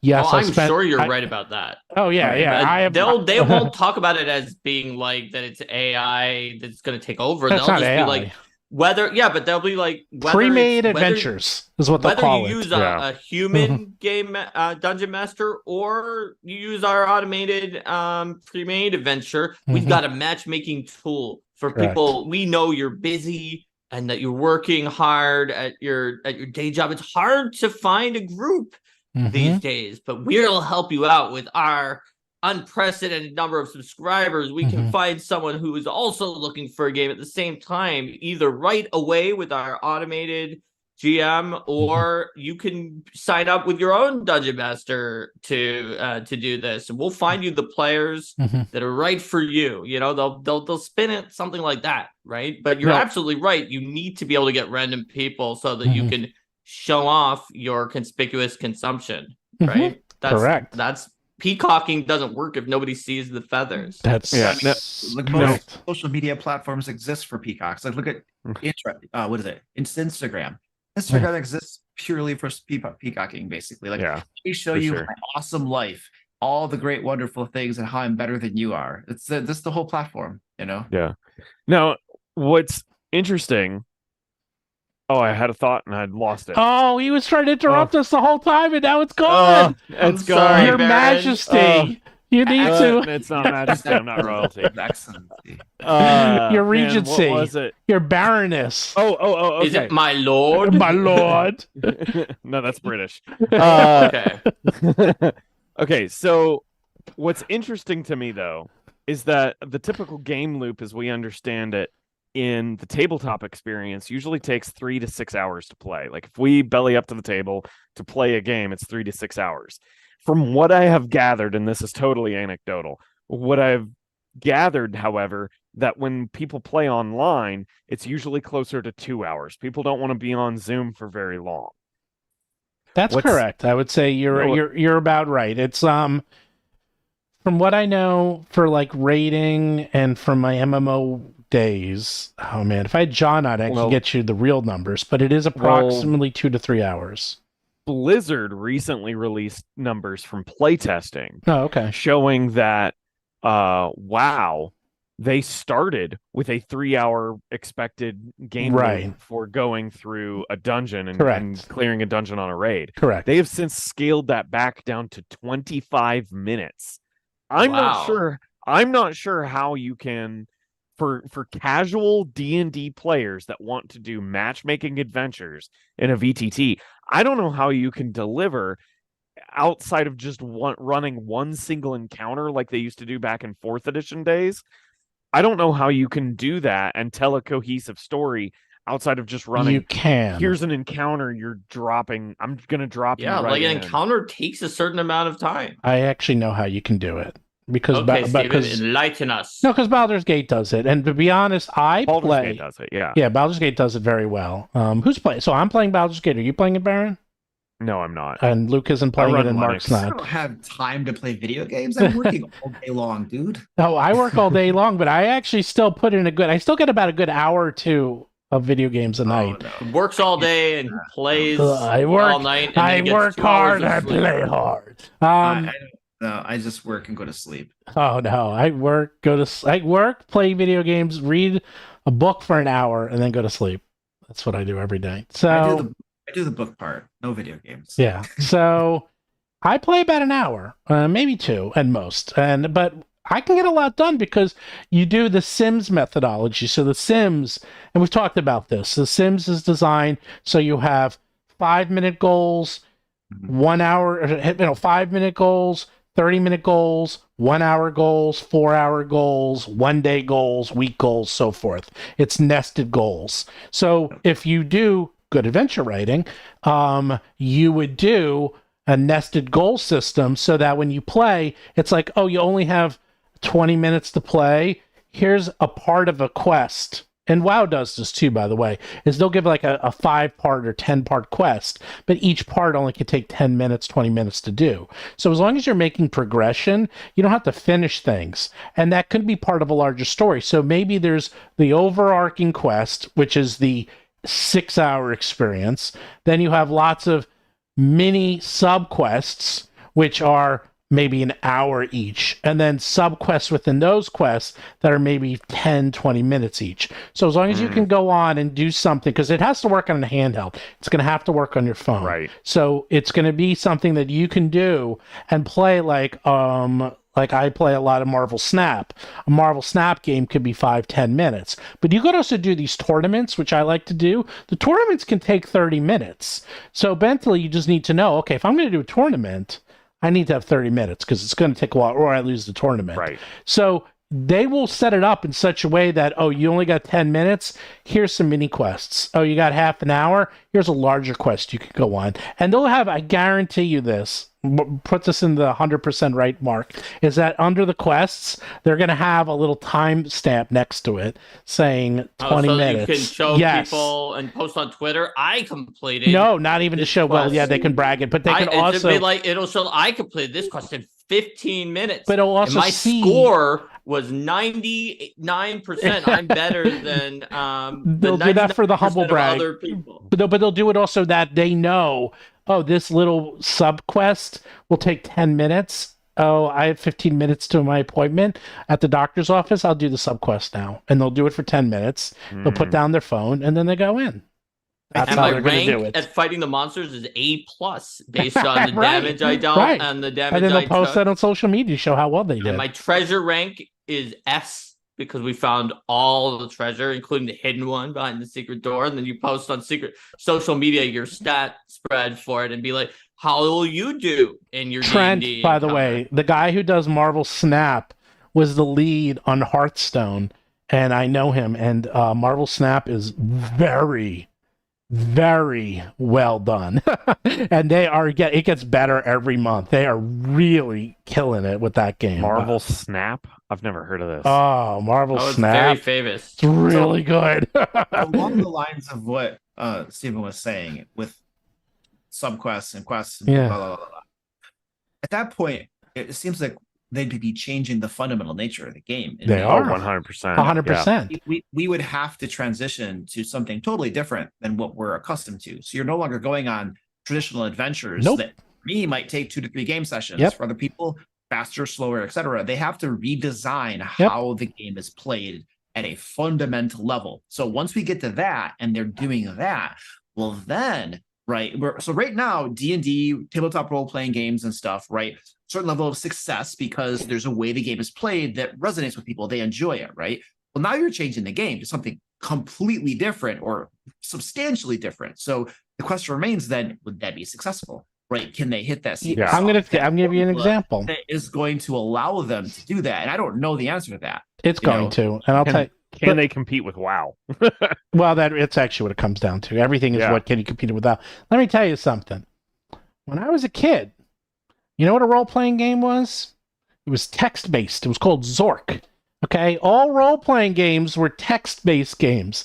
And then this thing happened in the 80s. The Apple II Plus came out. It had full color. And suddenly, you had King's Quest and this amazing game that had color graphics, and it was click and point. And that was what an adventure game was. It was the Sierra Online games, and that was what role-playing games were. And then this thing came out called Wizardry, where it has pseudo 3D and actual character party. And you're like, ooh, and then that's what role-playing games. And then this thing came out called Final Fantasy, and suddenly you had side views and top-down views. And this has gone on for 40 years. The definition of a role-playing game has never quite stayed the same. Strangely, in TTRPGs, role-playing games have mostly stayed the same. But I will say, if you look at D&D first, second, third, fourth, fifth, Mark himself wrote half of Pathfinder. He can tell you better than all of us combined that the game has modified and changed. The way we play it has been the same, more or less. But the game and the mechanics behind it has vastly changed over the years. And so you're saying, well, people aren't going to want to play it because it's different. It's not PT.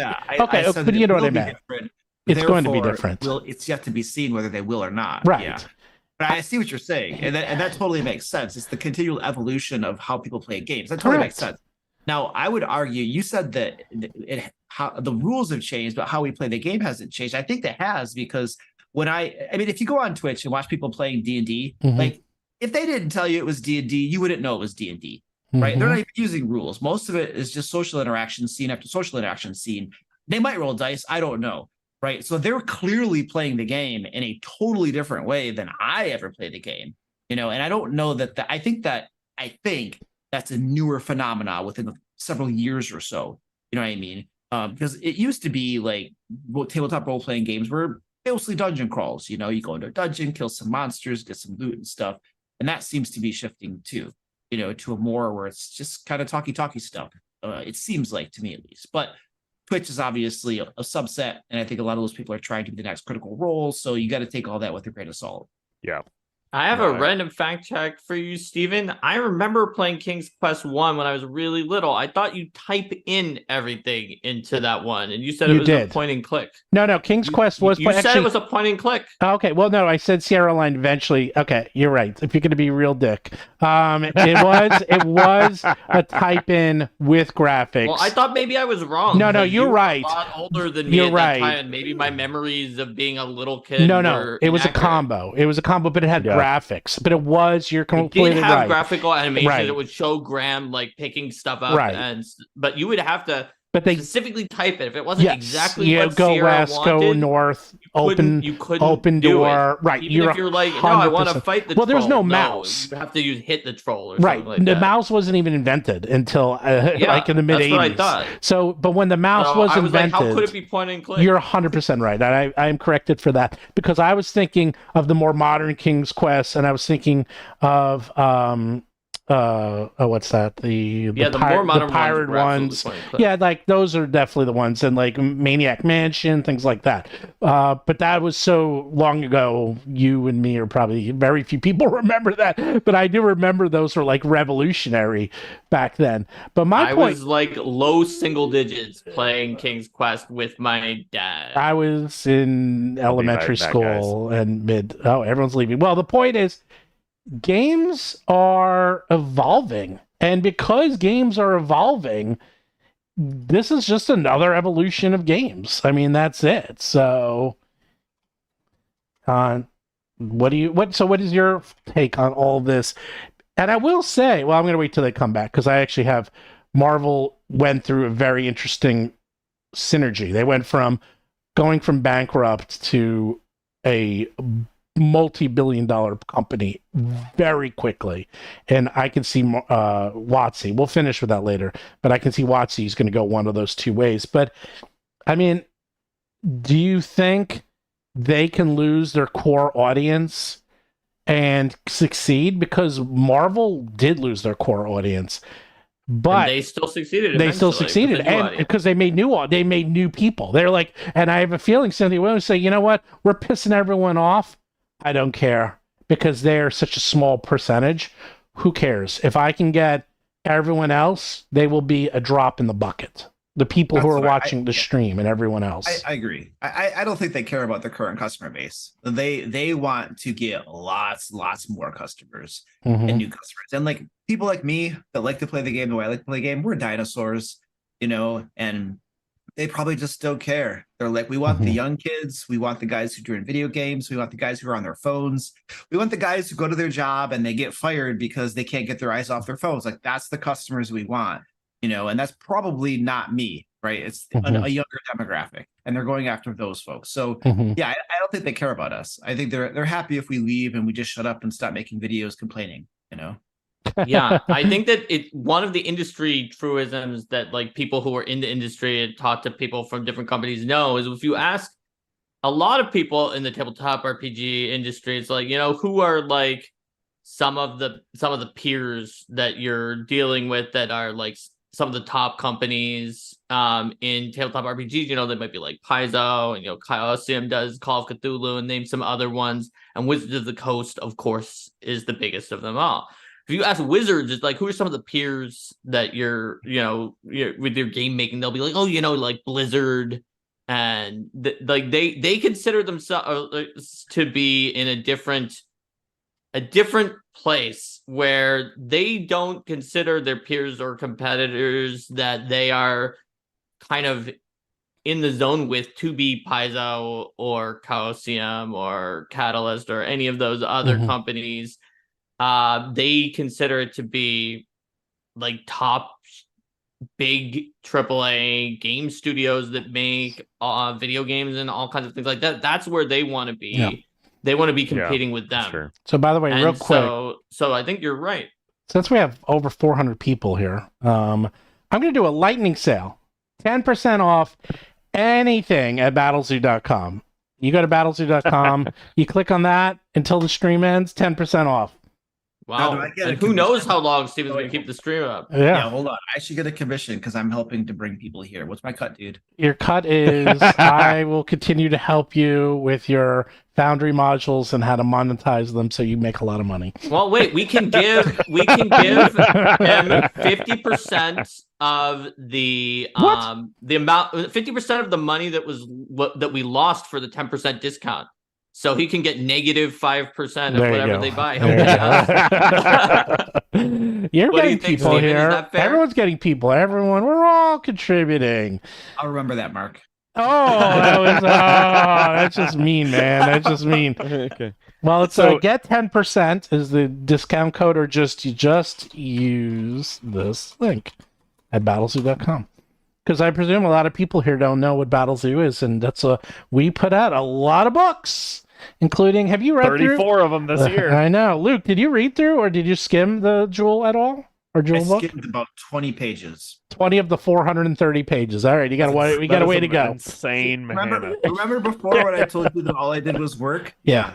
He only works. Yeah, that's so, right. Steven, you said when they came back, you were going to tell us about Marvel's synergy. So, what ended up happening is that you said something, Baron, is that you said Marvel didn't have an exit plan. They were really just trying to squeeze more money and they couldn't go digital. Here's the thing. They actually did have an exit plan. They didn't know it. You know what the exit plan was? What is that? Movies. They were trying to do movies all along. And they couldn't do movies. So instead, they sold the rights of their movie characters to Sony and Fox. They sold them all off. They sold Blade off. And that's when the true comic book movie renaissance started, is really in the 90s. Like, people think it's new. I'm like, no, it started before that. Blade was killer. I loved Blade did very well. And Blade was R-rated. Like, we're talking about this, and that's how they were raising money. They were raising money by selling their properties to movie companies because they didn't have the wherewithal or the money, they literally didn't, to actually make the movies. But then when these movies started to really make money, they did this thing where they hired, after they owed in 1993, they owed $610 million in debt. and they filed for Chapter 11 bankruptcy in 1996. And then what they decided that they're going to go towards movies and go all in on movies. And Spider-Man went to Sony, X-Men went to Fox, and so on. The only thing they had left were what they call B characters. Characters like Thor, Captain America, Iron Man, Black Widow, the Hulk. You maybe heard of them, but really you didn't. Avengers. Yeah, no, the Avengers. Like comic book fans Are there heard of also them. C characters like Squirrel Girl? Or No. Those are like D. No, C characters Those is are Guardians of the Galaxy, Ant-Man. Yeah. And this is actually known. You can look it up. They actually rank them. So they decided, and then they hired Kevin Feige as the president of production for Marvel Studios in 2007, and they spent 2 years to have someone finance these movies, because movies are financed. No one really pays for movies except you're like Disney or someone. Even they finance it. They all do it. So they finance everything. No one person buys or spends movies. Maybe Amazon. They might be the only ones. So what they did is Merrill Lynch gave them $525 million to make movies, specifically movies. And it took 2 years from them to do that.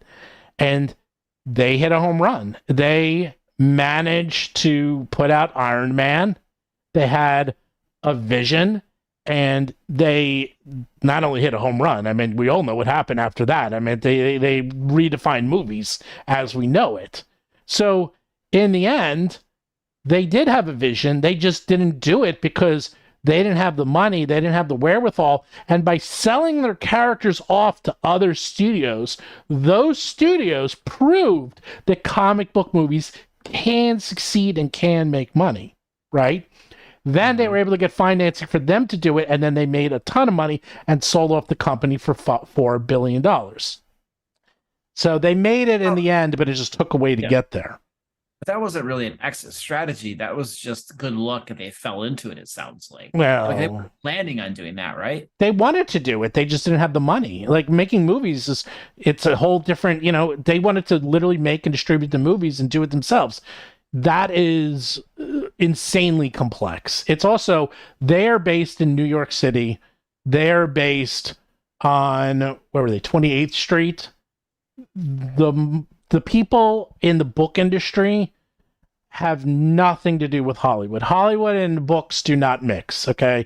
And that was a whole different culture. Like, they didn't have California offices. They didn't even know how to go about that. The two are infamous for being so different. So they had to not only hire a whole new division, but they had to hire a division that was in California. And this was right when the internet was taking off. So it wasn't that easy to coordinate with these types of companies. And for more information on how this will bring down a company, look up the history of TSR.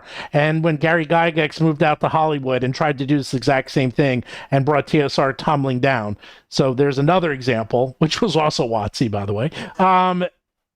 They wanted to do it and they saw the future. They just didn't have the money to do it.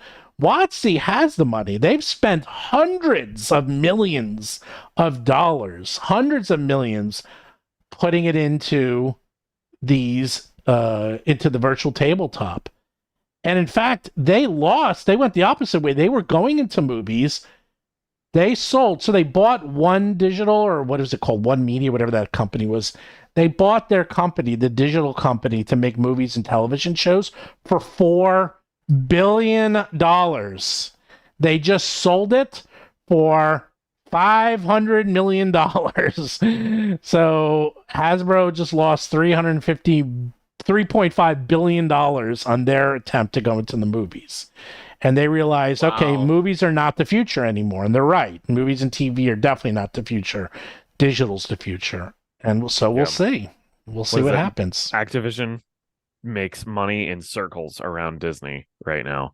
Like the video game industry is way bigger now. Oh, the video game industry has always been, if you combine cinema, music, every other entertainment industry, Broadway shows, take everything, combine it, doesn't even come close. It doesn't even come to like a tenth of what video games make. Video games, including if you want to include mobile games, make over $200 billion a year. They make That's about an a quarter of $1 insane trillion. market. Trillion. Okay? So when you're like, oh, this movie made $1 billion, so like, that's cute. That's cute. It's like we do that. It's like we do that in a week. Wow. It's like we do that every week, baby. It's like we make so much money. It's like not even fair how much money they make. And that's where they're going after. They're going after that section, you know, they're going after that industry. So that leads me to a question then. If Wizards of the Coast is clearly pivoting to this and will probably very likely let the tabletop division die on the vine, or if it just becomes a substandard product that is, you know, a facsimile of their computer game, is Piso poised to become the de facto tabletop platform with Pathfinder? And Mark, you're not allowed to answer because I know you're biased. He's not biased. He's not biased at all. He can answer. I'd rather hear Luke and Mark. Oh, okay. I mean, what do you guys think? Because I've been talking a lot. I think that WoTC and D&D are so huge that even if it turns the books into special editions that are just some ridiculously like luxuriously priced special thing, and most of the products are online, that it would probably still dominate the market, just simply on the fact of the brand recognition and the number of people who only see Dungeons and Dragons and then they don't go down any further. However, that being said, it's definitely true that Piso, when it comes to games, at least in any metric we have, which are not great, like ICV2 it's good. It's a good metric for some things, but it's not great for seeing the total picture. And ICV2, even at some points during 4E, when WoTC had stopped making new products, put Pathfinder as outselling the not making new products Dungeons and Dragons, which shows you some of its limitations. It was obviously, obviously it's not everything, but I don't think there's really an obvious company to be there that isn't Piso in terms of who would you look to next. I just think that the Dungeons and Dragons will continue to dominate, even if it's just a afterthought side collector's item. Yeah, I don't know. I mean, when they turn their attention away to that and they start, I ask this because when they turn their attention away from tabletop and they focus on the game as if it is a digital first experience, especially if it's a video game, to me it seems like, sure, D&D has the brand recognition that will carry it for a while, but like, how many people play the Fallout tabletop RPG? To me, it seems like that is the eventual end state within the next decade of what D&D will become.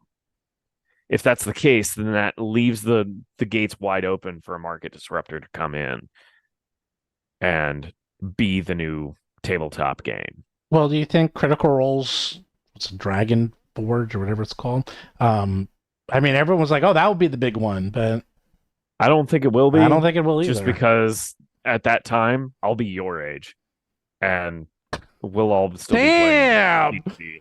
Wow, that was so mean.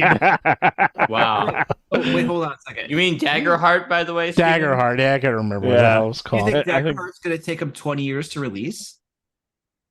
I didn't think that Steven was that old.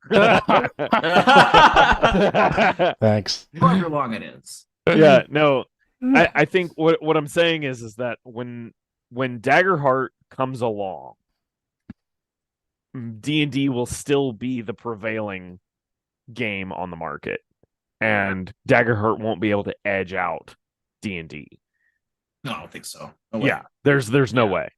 Even with the incredible influence number of followers Critical Role has, I mean, right, which is D&D what, 2 million fans? Yeah, but D&D is how many people? How many customers do they have? How many people play D&D? I think we're up to 16 million. 8. Really? Yeah. There I is think a it's up to universe 60. where Daggerheart comes out at the exact right time with the exact right place with luck and catches lightning in a bottle where it takes off because D&D is loosening the reins and kind of giving up on that. Right. So I'm not saying it's impossible. I don't just think don't think that- it's super I think duper that likely. the Yeah. timing of Daggerheart is too soon, is what I'm Yes. saying. I agree. There is something in the 5 to 10 year range from now that will come out. What company is most poised to do that disruption? Is it Piso? Because I'm not sure it is. Is it Games Workshop? No. They're in a different market now. They've given up on. Well, they don't even own the role-playing game. They resold it to. That's true. Yeah, who'd they sell it to? They've sold it so many chaos. Cubicle 7. Cubicle 7. Yeah, they've sold it so many times I can't even keep track. So they don't even keep the it.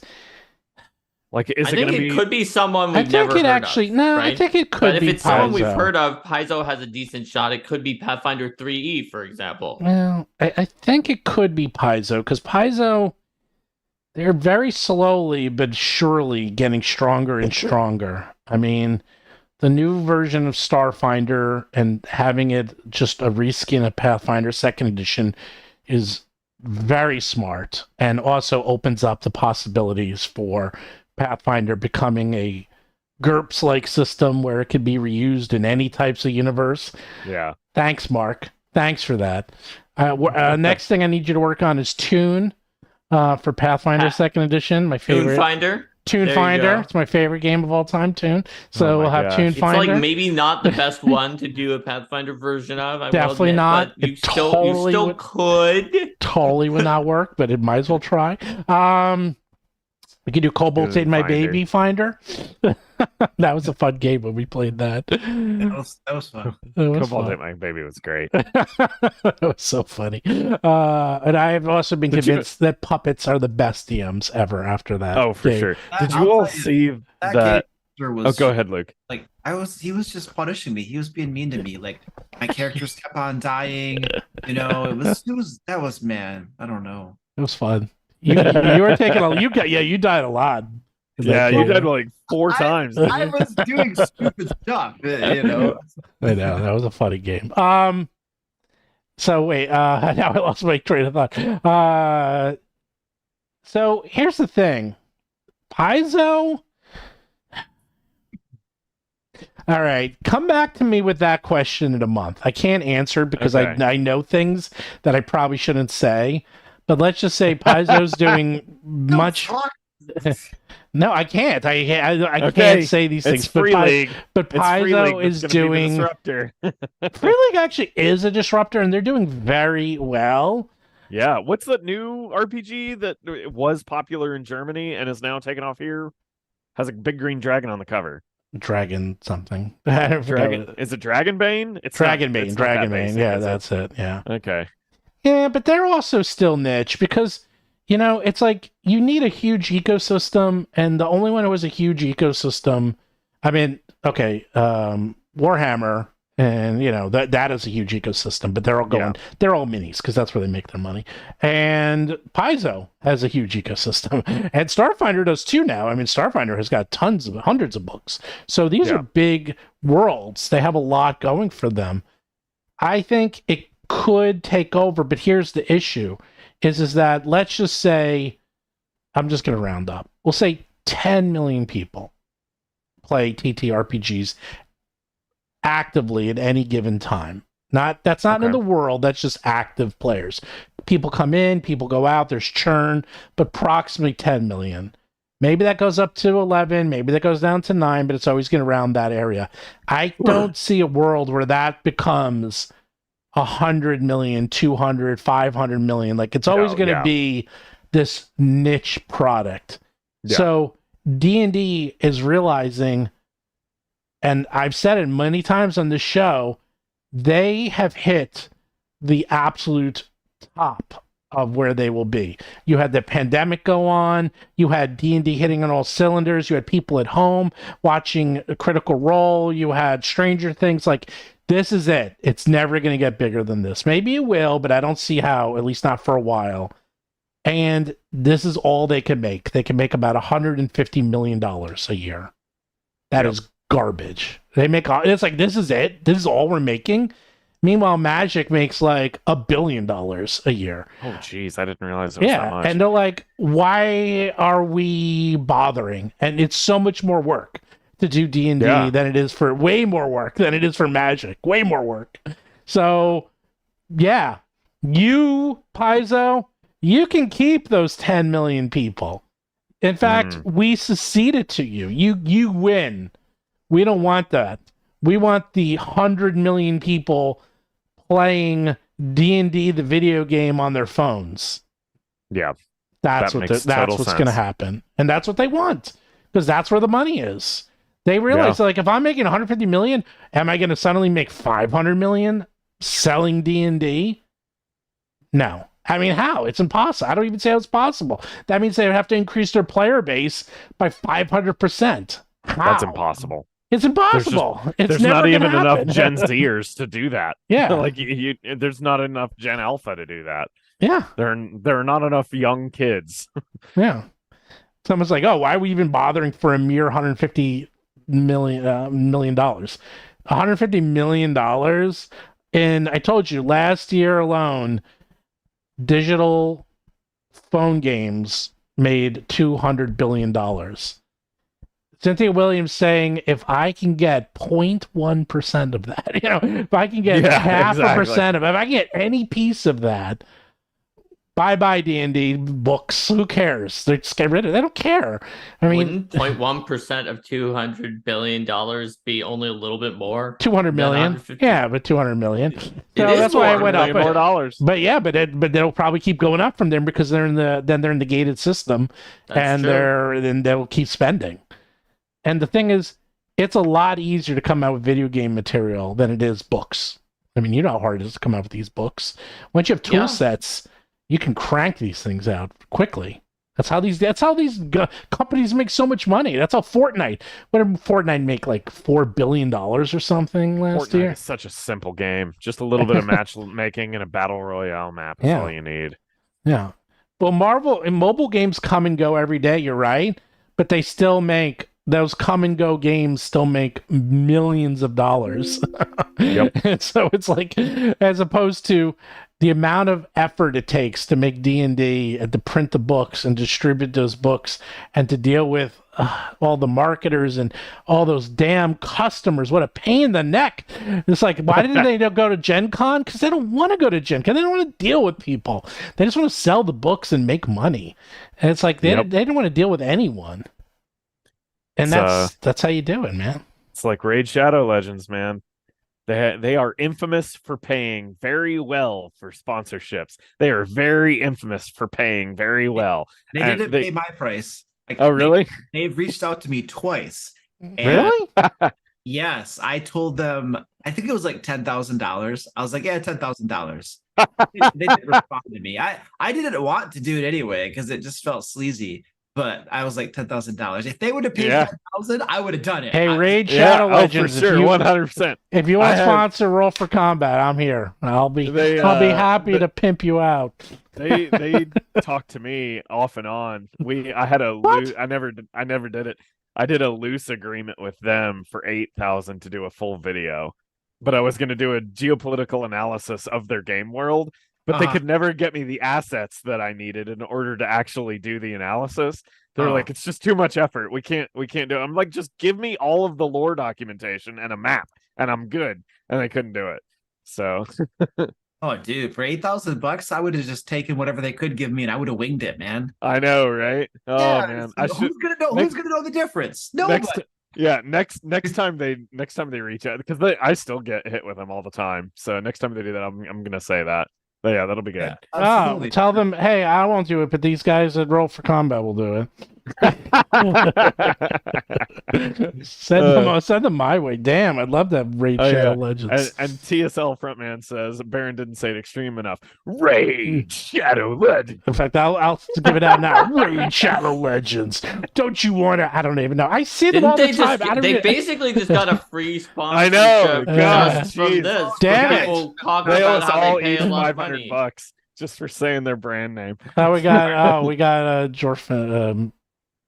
He I says, gotta leave, guys. I gotta go. Yeah, I gotta go too. It's almost 5. Oh, it is 5. It is 5. "Oh man, Yeah. all right, you guys are lame, guys. I'm just Yeah. getting just getting warmed up. It's been a good stream. My wife has this little thing where she likes to go out and eat every so often, and if I don't do that, then I get in trouble, and my life doesn't become fun. It's not. That's So- not my problem. That's your problem. But And I'm not gonna let it be a problem. So all right. Well, we'll give me like 2 minutes to wrap up.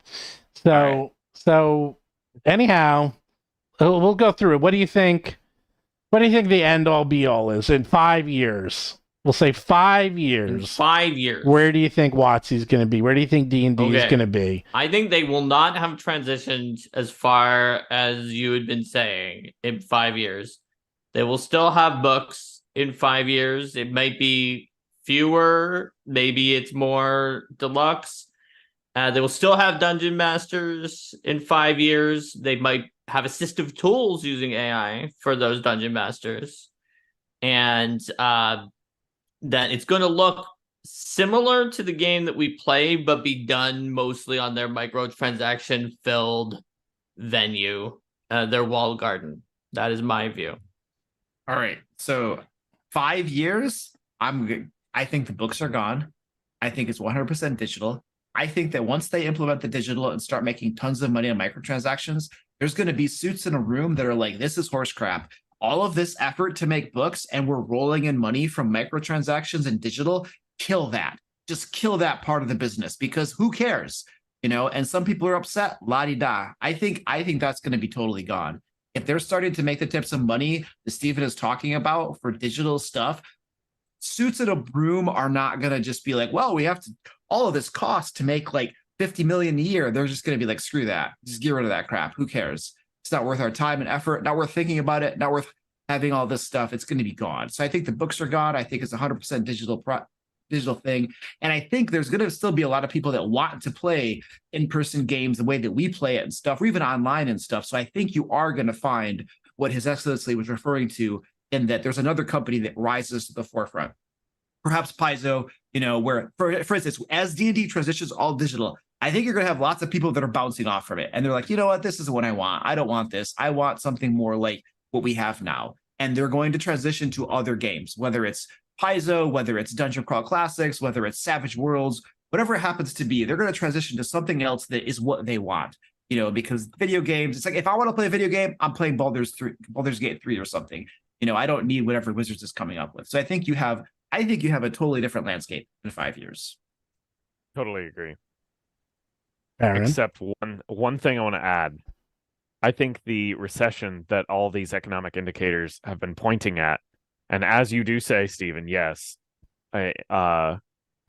large-scale infrastructure projects are going. That's not going to last forever. They will slow down. We will hit the recession. And the thing that will save Hasbro is going to be a D&D mobile game that they spin up in 18 months.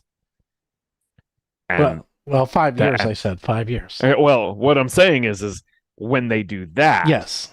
then D&D will become Candy Crush and everything else will stop because they're not going to be able to compete with Baldur's Gate. They're not going to be able to compete with WoW.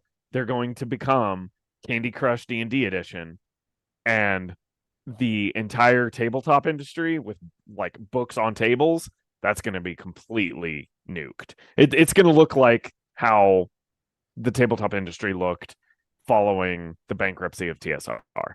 It's going to be a great reset, to quote Klaus Schwab. All right. Are you saying that all tabletop companies are going to be gone, or are you just saying Wizards division? No. It's going to be such a radical shakeup that it's going to be like just M&Ms in a jar getting rattled around. There's going to be so much uncertainty that lots of companies who have had an ecosystem that has relied on Dungeons and Dragons existing in the tabletop space, like for example Drive-Thru RPG and One Bookshelf, right. That's hosed.